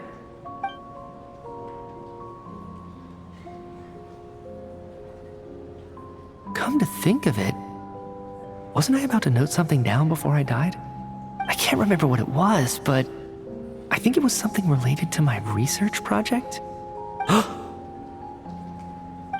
Sorry, Traveler. I'll catch up with you again later. Right now, I have to make a trip back to the Armory Palace. Sir, if I may, no one of your description has ever shown up in my investigations into Mr. Mitya's friends. Yet, you two seem very familiar with each other. Could you perhaps tell me where he was in such a rush to get to? And, by the way, have we ever crossed paths? Forgive the presumptuousness, but I feel a vague and indescribable sense of familiarity about you. I can explain everything. Could you help me gather everyone in the theater in one place?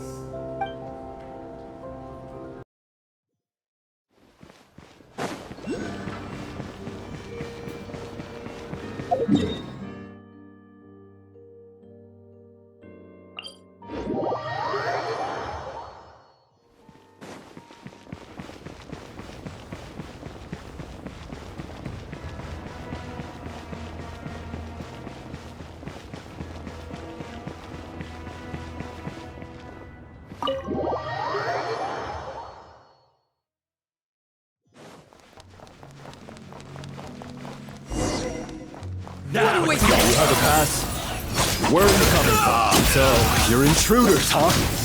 Don't blame me for what happens next!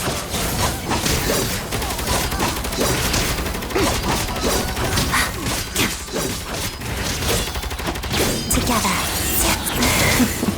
Did it take too long? The Armory Palace is hidden this deep in? This place is much bigger than I imagined. They're conducting top-secret research after all. The deeper it's hidden, the better, is standard Fatui logic. The style doesn't really look like the Fatui's handiwork, though. They must have requisitioned some structures from a past civilization. It also serves as a... Intruders! Stay alert! Witness the snow swan's grace.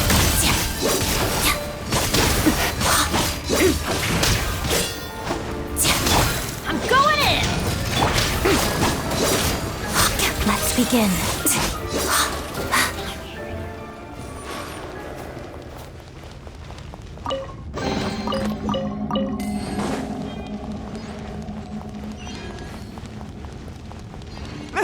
Intruders? Don't come any close! Just what are you guys trying to do here? I'm sure fix your skull! Together. Waltz of the snowflakes. Howda. No one interferes with the Jester's work! Let's begin. That's supposed to hurt. Wings of dark! Burning kids?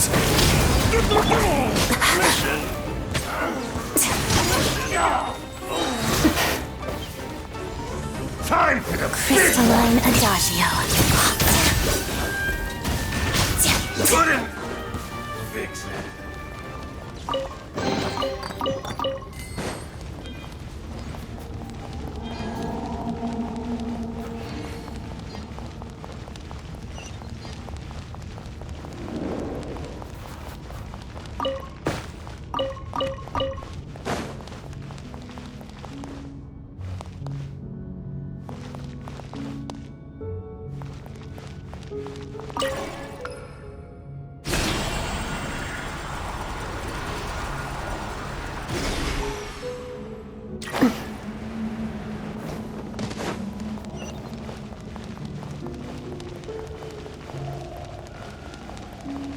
Looks like no one's guarding this place. There's something off about that decoration over there. Look out! Let's deal with these before we move on.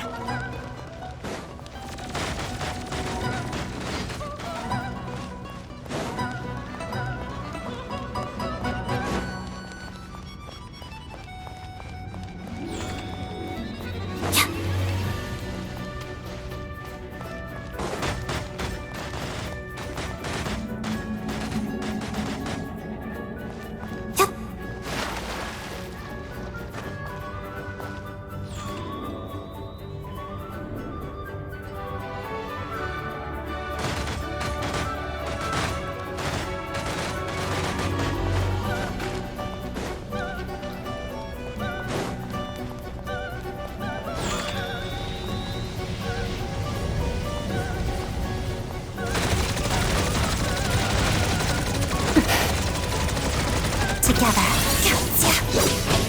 Pirouette.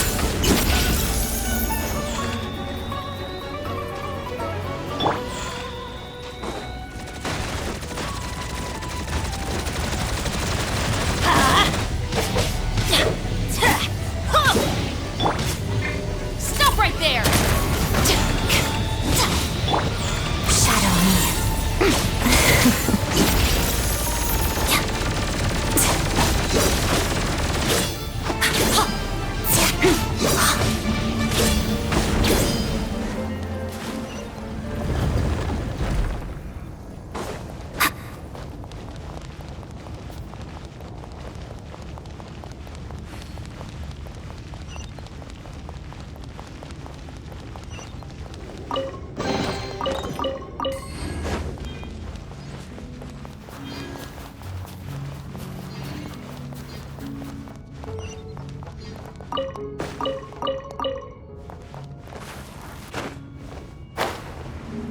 The researchers here probably don't know that we're uninvited guests.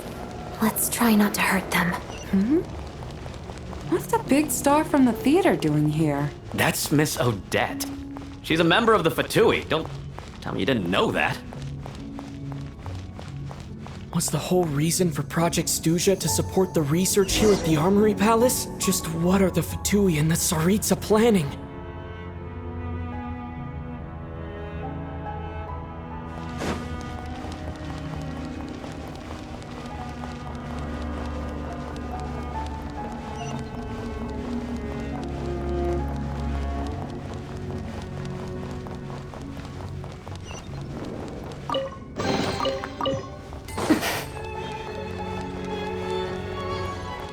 Whoa!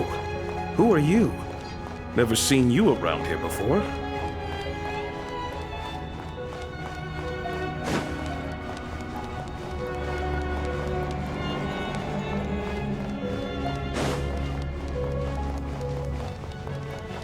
Looks like there's no way through here. Maybe using the power of this prism could help?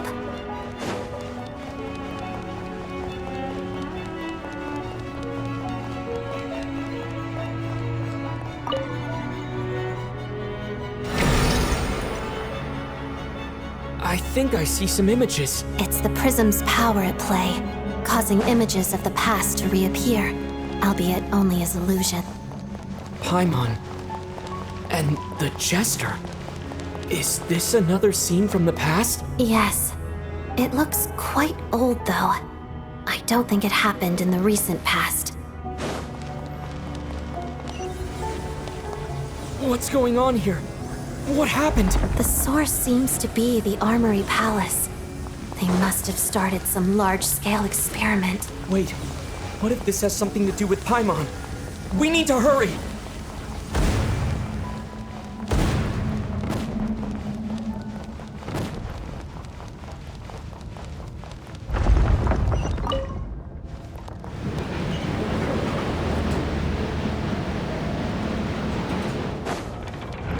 We're almost there. The Armory Palace is just up ahead. Paimon, please be okay. Mission over. You asked for it! Everybody stand back! Let's watch it! Let's begin. Waltz of the snowflakes.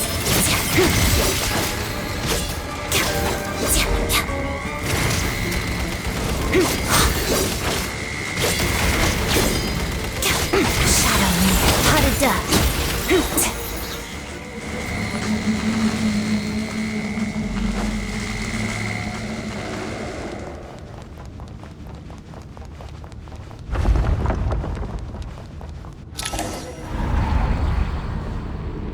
What's going on? Wait, I remember this feeling.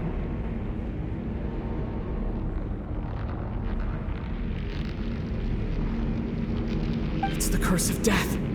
No, no, not now. Why is the curse of death striking again already?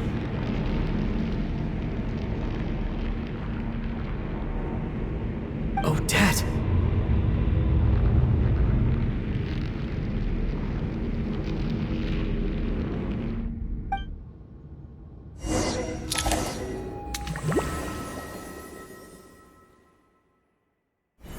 Is this the afterlife again? I need to find a way back to reality. Is that Odette's core Ignis? Could that be what just woke me up?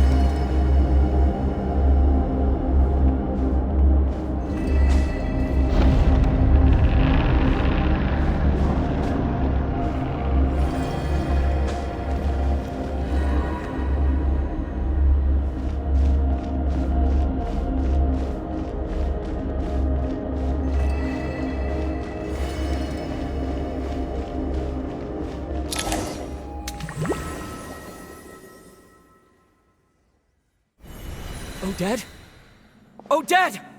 No signs of life. But past experience says that she should be resurrected before too long. Right? Did Odette intentionally use her core Ignis to guide my soul? I feel like something similar happened in a dream I had before. Thank you, Odette. If not for you, my soul wouldn't have found its way back to my body so quickly. And I might not have woken up so soon. But I'm sorry. I don't have time to protect you. I have to use the time you bought me to get Paimon back.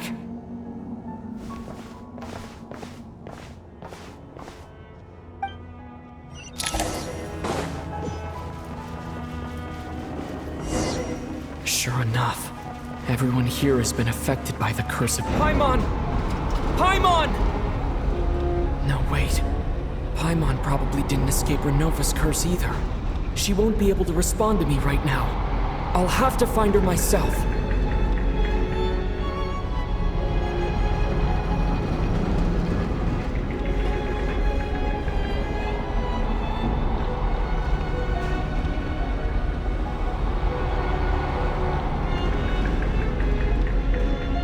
Nitya! Is this the laboratory he works in? What happened here to trigger the curse of death again so soon? I'll have to ask him when he wakes up. Finding Paimon has to take priority now.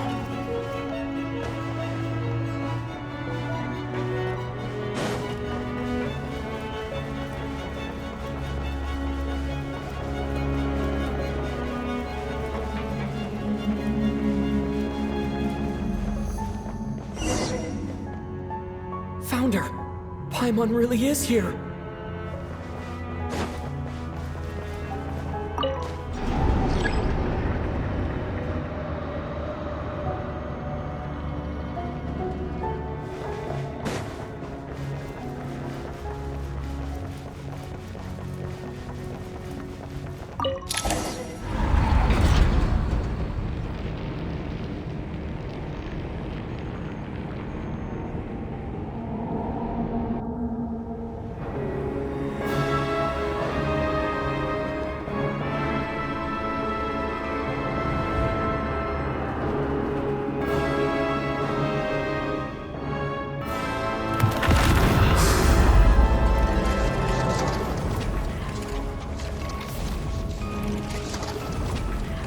You don't learn, do you?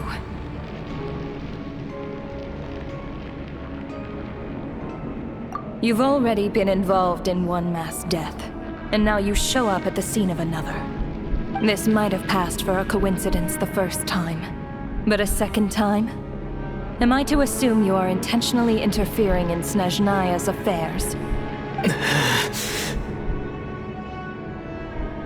Judging by your expression, it seems that you understand little of what is going on here. In that case, a word to the wise. Do not interfere in Snezhnaya's affairs. A civilization that fails to learn its lesson constantly depletes its own worth. It will one day lose any reason for its existence. And as a descender, you are perfectly suited to be the lifeline to which a dying civilization might desperately cling. Consider your position carefully. No advice needed. I'll make my own judgments. Suit yourself. When the day of reckoning arrives, not even a descender can hope to escape unscathed. The time for resurrection fast approaches. The mortals here are not yet worthy to behold my form. So that will be all for today.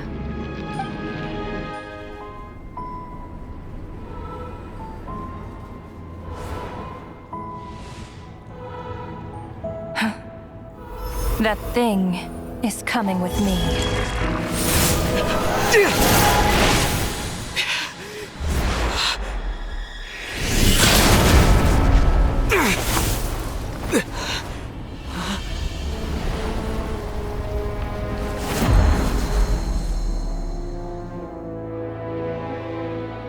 You awoke sooner than I thought.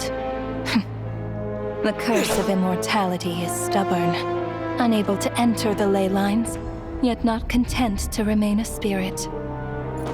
Ruler of death. What do you want? You perplex me. Both you and you. That thing may be a creation of Celestia, but it possesses none of Celestia's power, let alone authority. Your obsession with it baffles me.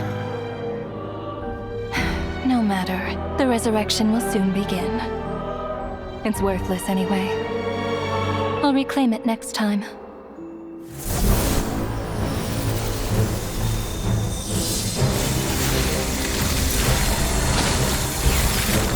Hey, who says there will be a next time?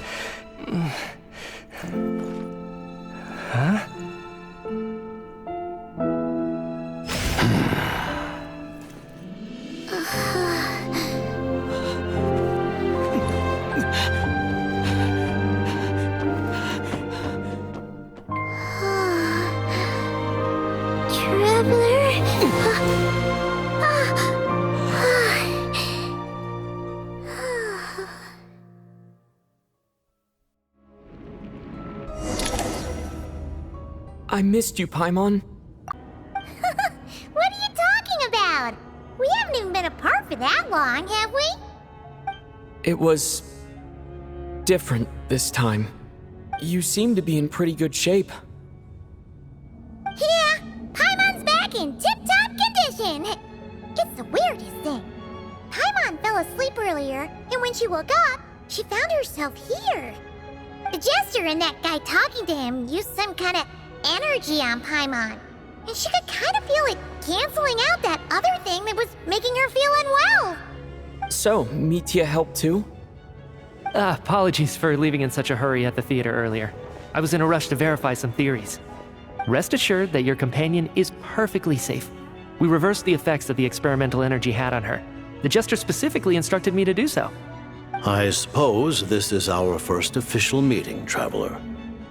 I could not let Paimon suffer in her condition for a moment longer. But why would a big shot like you care about what happens to Paimon? As I said when you first arrived in Snezhnaya, we once spent some time together in the distant past. Oh yeah, you did mention that. And Paimon did think you seemed strangely familiar the first time we met. I'm afraid the reminiscing will have to wait. Mitya, let us continue with the report. What conclusions, if any, did you reach from conducting the final experiment of our energy research ahead of schedule? The good news is, my hypothesis regarding the Ruler of Death has been verified. As for the bad news, I recommend we suspend the experiments and Project Mistleton until further notice. Currently, we have no means with which to make a breakthrough. I say this purely as a scientist, guided by reason alone. I will trust your judgment. We shall put the project on hold until the Ruler of Death has been eliminated. Wait, what are you guys talking about? You want to get rid of Ronova? Like, how? By killing her? By whatever means necessary, so long as it removes the threat she poses to us. Until then, everything we do will be in vain. After what just happened, I've ascertained Ronova's goal, or rather, the trigger condition for the Curse of Death. Okay, let's hear it. What she's doing is blocking Snezhnaya's technological progress, preventing us from possessing any means with which to threaten the heavenly principles. Just like the little lapdog she is. So, any ideas, research, or experiments that lead to technological progress can trigger the curse. Just now, for instance, I was set to launch a final phase energy experiment ahead of schedule. If the experiment was successful, we could have achieved a crucial breakthrough. As expected, though, the moment the experiment began, all the researchers, technicians, and witnesses died from the curse. All that effort, not to mention the energy and materials we relied on Project Stuja to gather for us, went to waste. In the end, nothing was gained. Does that mean something similar happened when we were at the theater? That's right. During the performance, I thought of an important breakthrough regarding the experiment, and wound up dragging everyone into this. So the nature of the curse seems to be something like, when moments of technological progress occur, all life in the vicinity is taken away. What a violent method! Of course, that meant the curse was normally limited to the Armory Palace. Since outsiders are forbidden from entering, this mass death phenomenon went unnoticed, until Odette came along. I believe she was the first witness. The Curse of Death was triggered just before she infiltrated the Armory Palace that day. But you mentioned something about a final stage experiment. Doesn't that mean you've actually made some progress? That's right. Even with the gods locking certain key components out of reach, humanity can still advance technology in incremental steps accumulated over time. But, as I'm sure Ronova anticipated, even incremental progress has its limits, a point where the truth you're seeking must be put to the test in an experiment. You mean the experiment you were just about to do? Yes, we were at a critical juncture, a moment where the quantitative was about to translate into fundamental qualitative change. With this single experiment, we could have brought everything we've worked for to fruition. But now, after already being forced to fumble around in the dark all this time, it feels like we've truly hit an impenetrable wall. As long as Ronova's Curse of Death persists, we won't be able to advance the experiment or obtain any results. And with Project Stuja having been in effect all this time, at our nation's current strength, repeated trial and error is simply unsustainable. Only by eliminating Ronova first will it be possible to continue advancing our plans. But she's the ruler of death! She can just kill whoever she wants, right? That's gotta be the scariest power ever! Is it even possible to beat her? We'll see. But one thing's for sure. She definitely can't just do whatever she wants. The best proof of that is me, standing here, very much alive. You're saying... Wouldn't it be easier to just kill all of us researchers for good? Why resurrect us over and over again? Why let us advance our technology to this point? So, you're saying even the ruler of death has limitations we don't know about? Exactly. And I think that's where the key to our breakthrough lies. Regardless, the ruler of death has always been an obstacle we must overcome. Indeed, we must face life, death, time, and space. After all, our goal is the heavenly principles. The Fatui want to challenge the heavenly principles? For a long time, I've had a vague suspicion the Fatui and the Tsaritsa were targeting the heavenly principles. But hearing the Jester admit it is still a shock. No wonder the Tsaritsa's goal has always been kept a secret from the people. What kind of road will that lead Snezhnaya down? In that case... Lord Jester, I would like to request some leave. I'd like some time to organize my thoughts and go over the data. Granted. Get some rest, put the experiment out of your mind, and take care that the Curse of Death doesn't affect any civilians.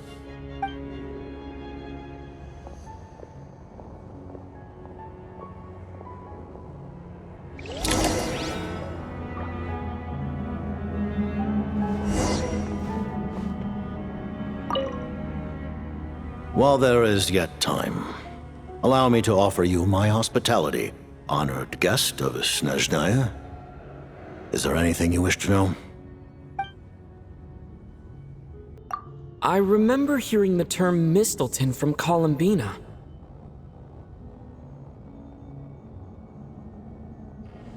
Yeah! Paimon wanted to ask about that when the name came up just now. What is it? Paimon's heard of Project Stuja, but not this one. As you know, Project Stuja is a series of measures enacted to consolidate our nation's resources, the greater purpose of which is to serve Project Mistleton. Many of the things you have encountered thus far are essentially for the advancement of that project. This includes the Kuvaki Experimental Design Bureau in Nocturne. Researching Kuvaki was merely a facade. Its core objective was to use local resources and research findings to build Mistleton itself. And that's a weapon built for the final battle against the Heavenly Principles, isn't it? Huh?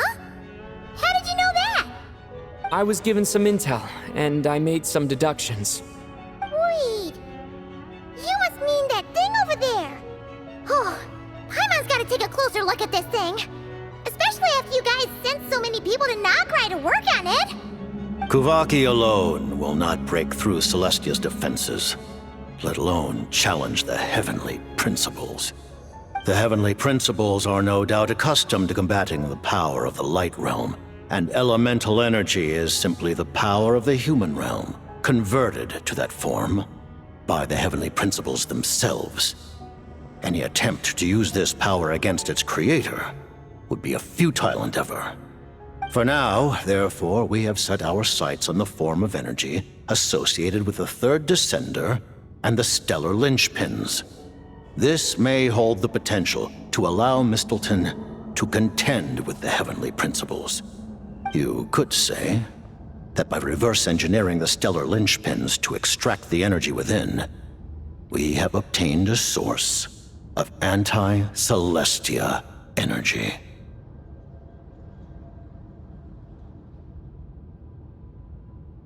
The Kuvaki Experimental Design Bureau, Project Stuja, and the new energy experiments. Huh. So, Project Mistleton is what ties it all together. And it looks like your plan is almost complete. No wonder the Ruler of Death came after you.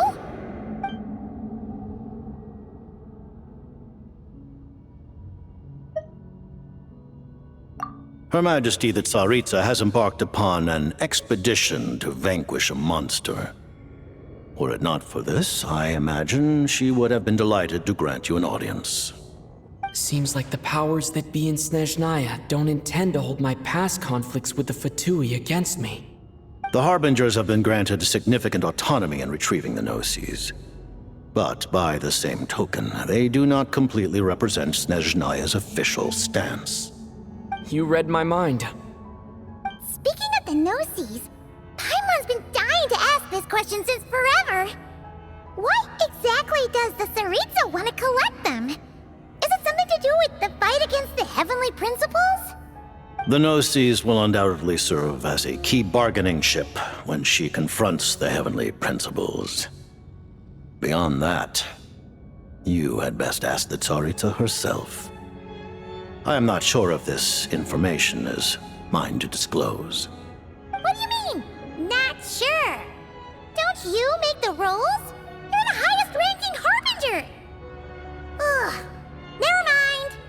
Taking on the Heavenly Principles is something most people wouldn't even entertain in their wildest fantasies. Why is the Tsaritsa so fixated on this? Into that today, civilization is nothing but an illusion. Something whose very existence can be negated at any moment. Our civilization may very well be destroyed in the struggle, but as things stand, the Heavenly Principles could choose to negate our existence on a passing whim. And we must not sit back and accept that fate. Only by changing the state of affairs. Only by overthrowing the heavenly principles can our civilization truly be said to have taken root. Otherwise, the fate of the people of Conria and Hyperborea is a cycle doomed to repeat itself. Accepting potential destruction in return for getting to control your own fate. Furthermore, perhaps this is still somewhat difficult for you to understand. Are you aware that all the rules of this world are made up of curses? Huh?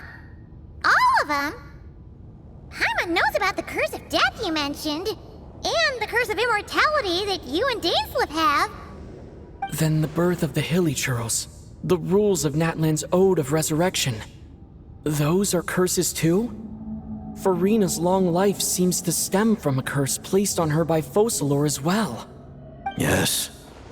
Even a god's love for humanity is a curse the heavenly principles inflicted upon the gods.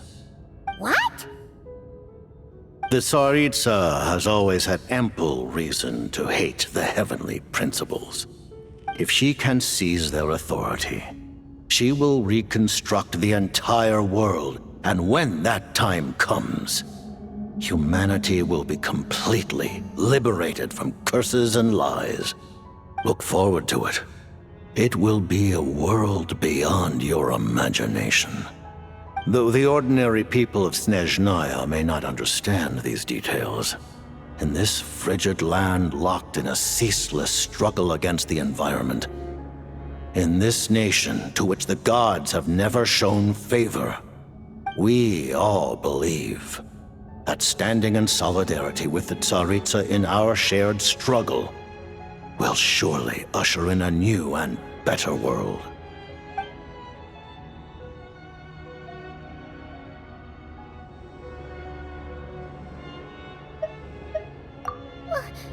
Paimon really doesn't remember. He's basically a stranger. You've got to believe Paimon. Allow me to explain. The reason Paimon reacted to the anti-Celestia energy developed by the Armory Palace is because she comes from Celestia herself. More specifically, she is one of its creations. Paimon? A creation of Celestia? Oh, right. I was blinded by anger earlier, but thinking back on it, Ronova also said that Paimon is a creation of Celestia. But she lacks Celestia's power or authority. As you know, the lunar fragments in Nodcry were pulled down from the sky using Fatui technology. But the first application of this technology was in Conria over 500 years ago. I used this technology upon the heavens, and the response I received was none other than Paimon descending from Celestia. I presented her to the Vinster King, but he took no interest in this gift, nor did it satisfy him. Paimon then took up temporary residence in my palace until, of course, the arrival of the Cataclysm. Wait, Paimon's a little confused. You're talking about things that happened in Conria 500 years ago. You're saying Paimon was there for that?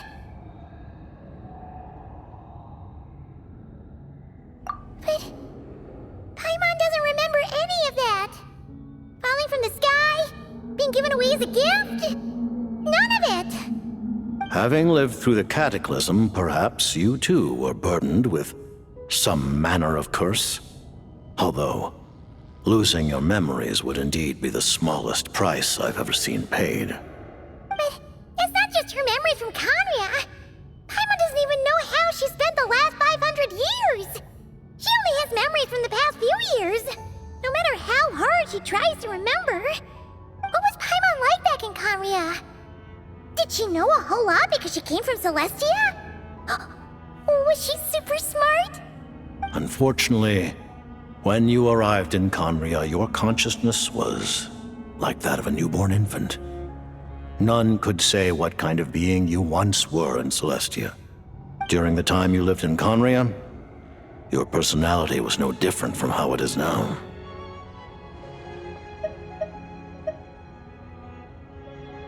Aw, man!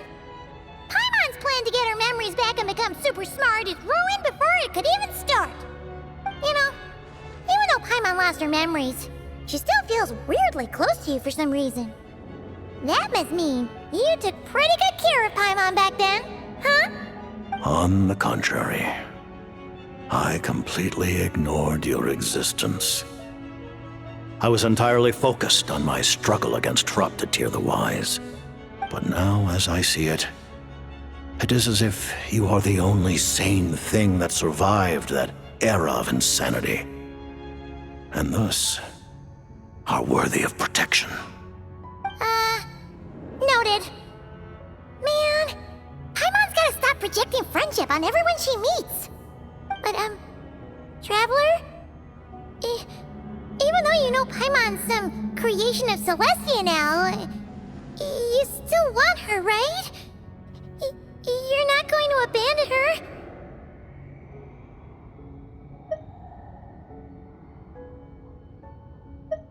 Oh, phew! That's a relief. Paimon's just learning about this too. She's barely even processed it.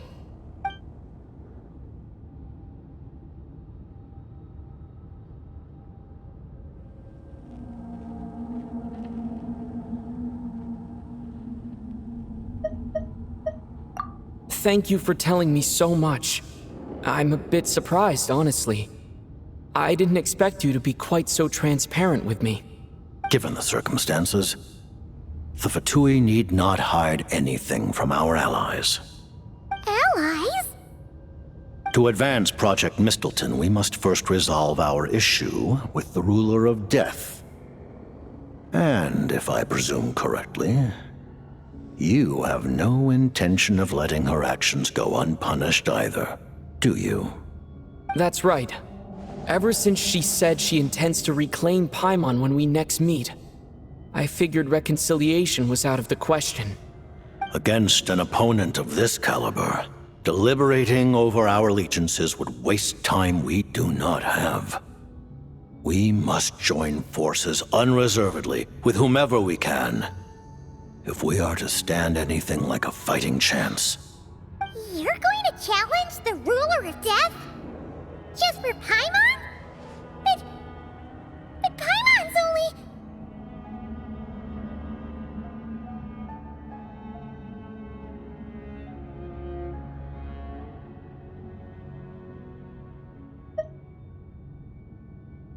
Thank you! Oh, thank you! Oh, gee!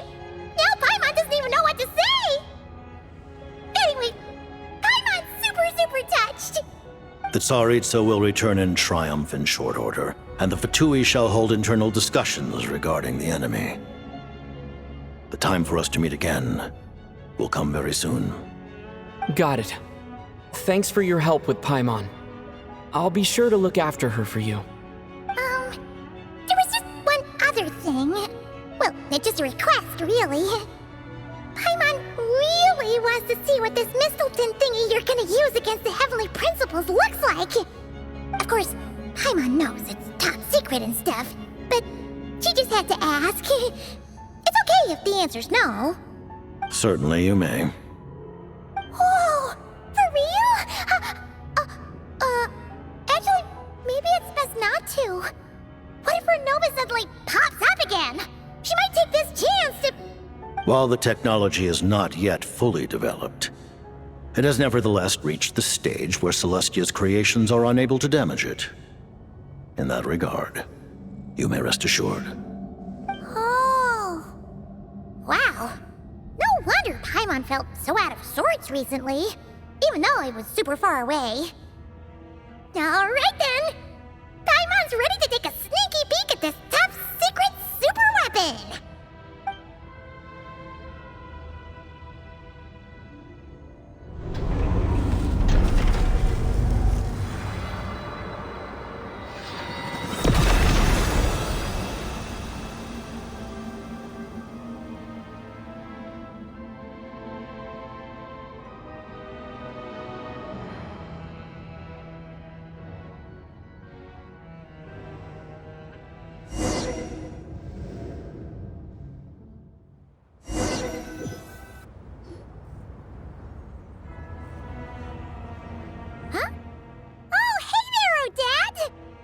Paimon?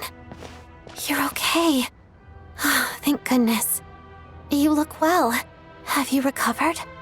Long story short, yep, Paimon's all better. What are you doing here? Were you waiting for us? That's right. When I woke up, I wanted to go in after you, but the guards had woken up as well. It would have been tough to take them on alone, and there was no easy way to sneak past them. So I returned the way I came and waited for you here. It was thanks to you that my soul found its way back to my body so quickly. Thank you. Huh. That actually worked? Nice. I just figured I'd try my luck when that ominous feeling struck me. Really, you should be thanking this thing instead. Anyway, and now that things here are all taken care of, I have other things I should get back to.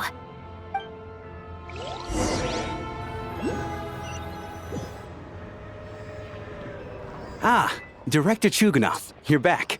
We just received notice that Project Stuzha has been suspended, so we've convened an emergency meeting.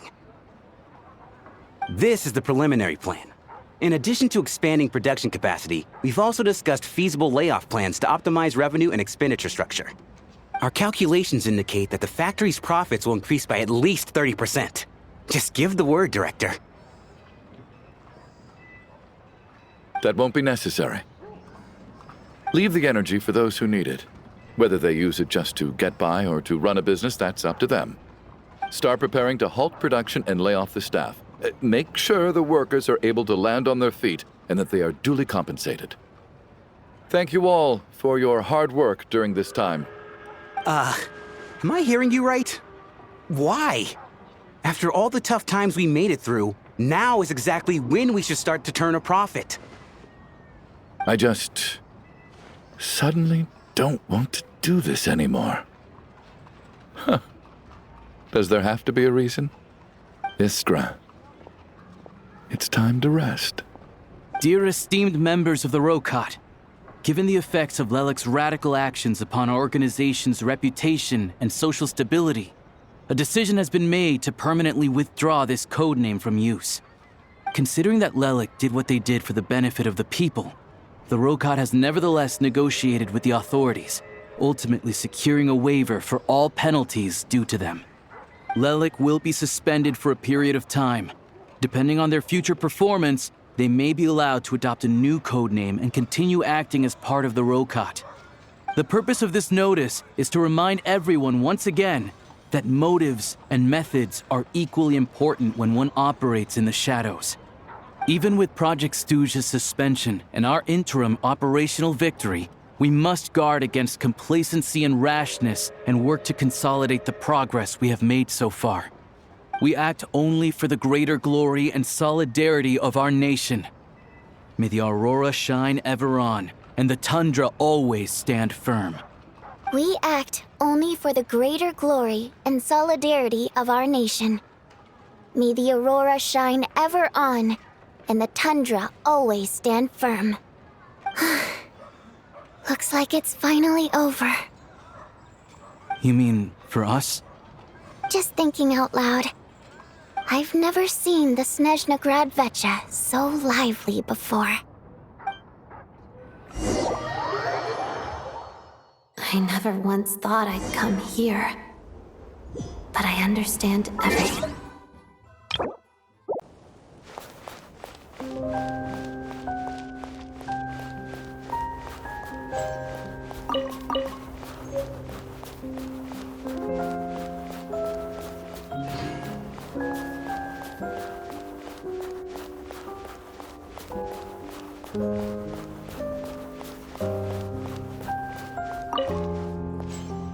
I've seen Spirit Seeker performed many times, including by your mother.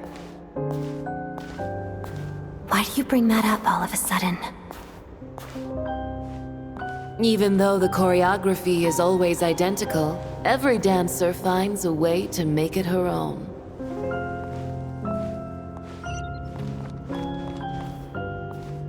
So you actually want to talk to me about ballet? I just think it would be a pity if the dance was lost to history. She didn't teach it to you, did she? That was an unusually subtle taunt for you.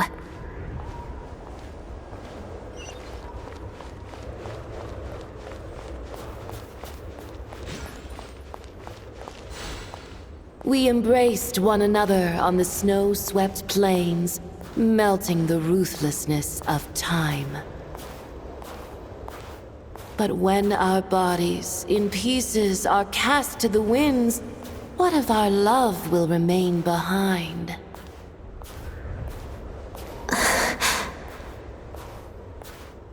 Don't tell me you can't sing. Shush.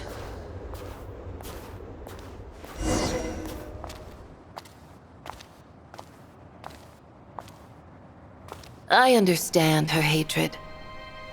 The Fatui robbed her of the life she should have had. I never opposed her dancing. Yet still I became an enemy of her ballet. I'll just keep my distance. Many despise me. I'm used to it. You're certainly not one to shy away from confrontation. But children, they need a different approach. I'm hardly the most maternal figure. Yet, she is a child. In my experience, while a father commands authority, he must still yield to love. You should tell her what you think about her dancing.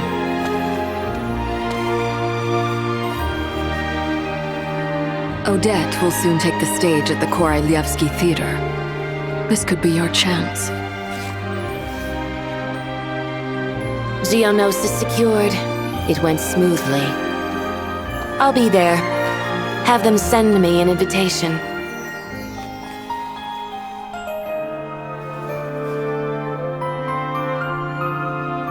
Sadly, things didn't work out. Her final words are inside that block of ice. This? Aren't these for monitoring her subordinates? Not yours. This one isn't her witch's flame, but my two worlds' flames. The two worlds' flames can burn away memories. It was my parting gift to Rosaline.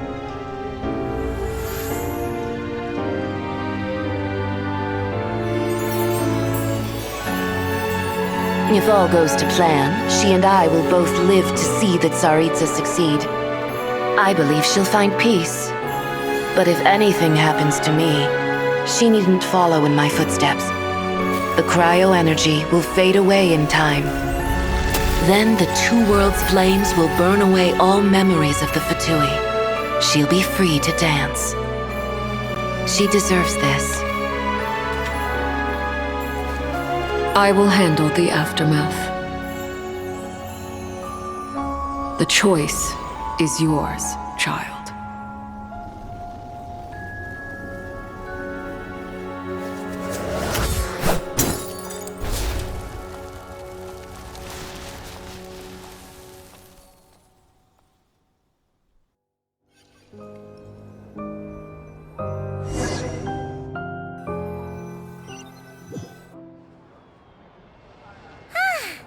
Fresh air at last! Paimon's head isn't spinning anymore, and the fever's all gone. Paimon's finally free to fly again!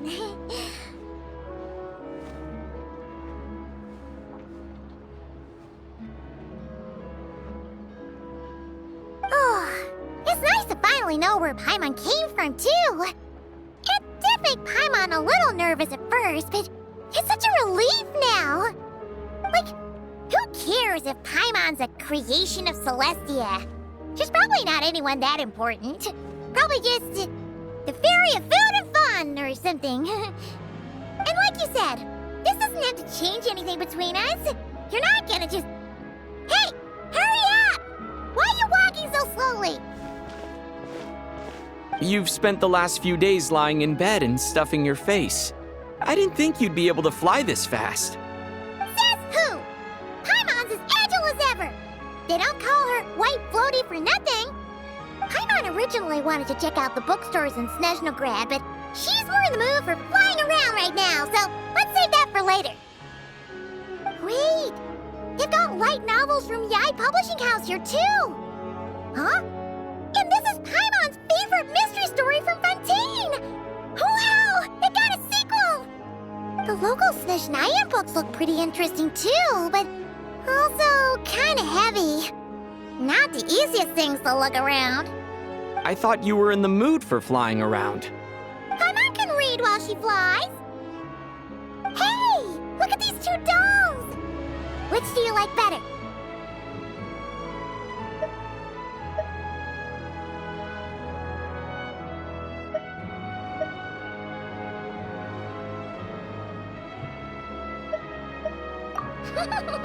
All right, boss! We'll take both. Paimon will have the other one. Oh, I thought we were only getting one. All right, fine. I'll pay. There you are. Thanks for visiting. Paimon will grab this and then... Huh? Huh? Huh? How many layers does this thing have? And what are you laughing at? Huh. You knew all along, didn't you? A whole bunch of people are gathered over by the plaza. Hey, look! That looks like Tartaglia! Hey, Tartaglia! I know that voice. Of course. If it isn't Paimon and my old comrade. You're looking well, Paimon. All better? Yeah! The Jester knew I was wrong and fixed Paimon right up! Thanks for sending someone to keep Paimon safe, too. Oh, yeah. About that. That was kind of embarrassing. Who could have known that our director would go looking for you in person? So sorry for the misunderstanding. Oh, right. Let me introduce you. This is my little sister, Tonya. Hello, Tonya! Hello. Firstly, I'm really sorry about my brother. Sounds like he's caused you no end of trouble. Hey now, why'd you have to start with that? Not that it isn't true, of course. So she's the real Tonya. She said you two didn't manage to meet up at the theater. She waited ages for me, and when I didn't show, she got a little worried and went outside. I know, right? He didn't bother to say a word to me. I searched up and down the city for him, and he only told me about it when I finally caught him at the gates of Glupov. I've been rushed off my feet lately, so I didn't get the chance to go home. I just figured the Traveler would fill you in when he got there. Well, the snow was bad, and you're never late. So I was really worried about you. How was I supposed to know that you'd stood me up?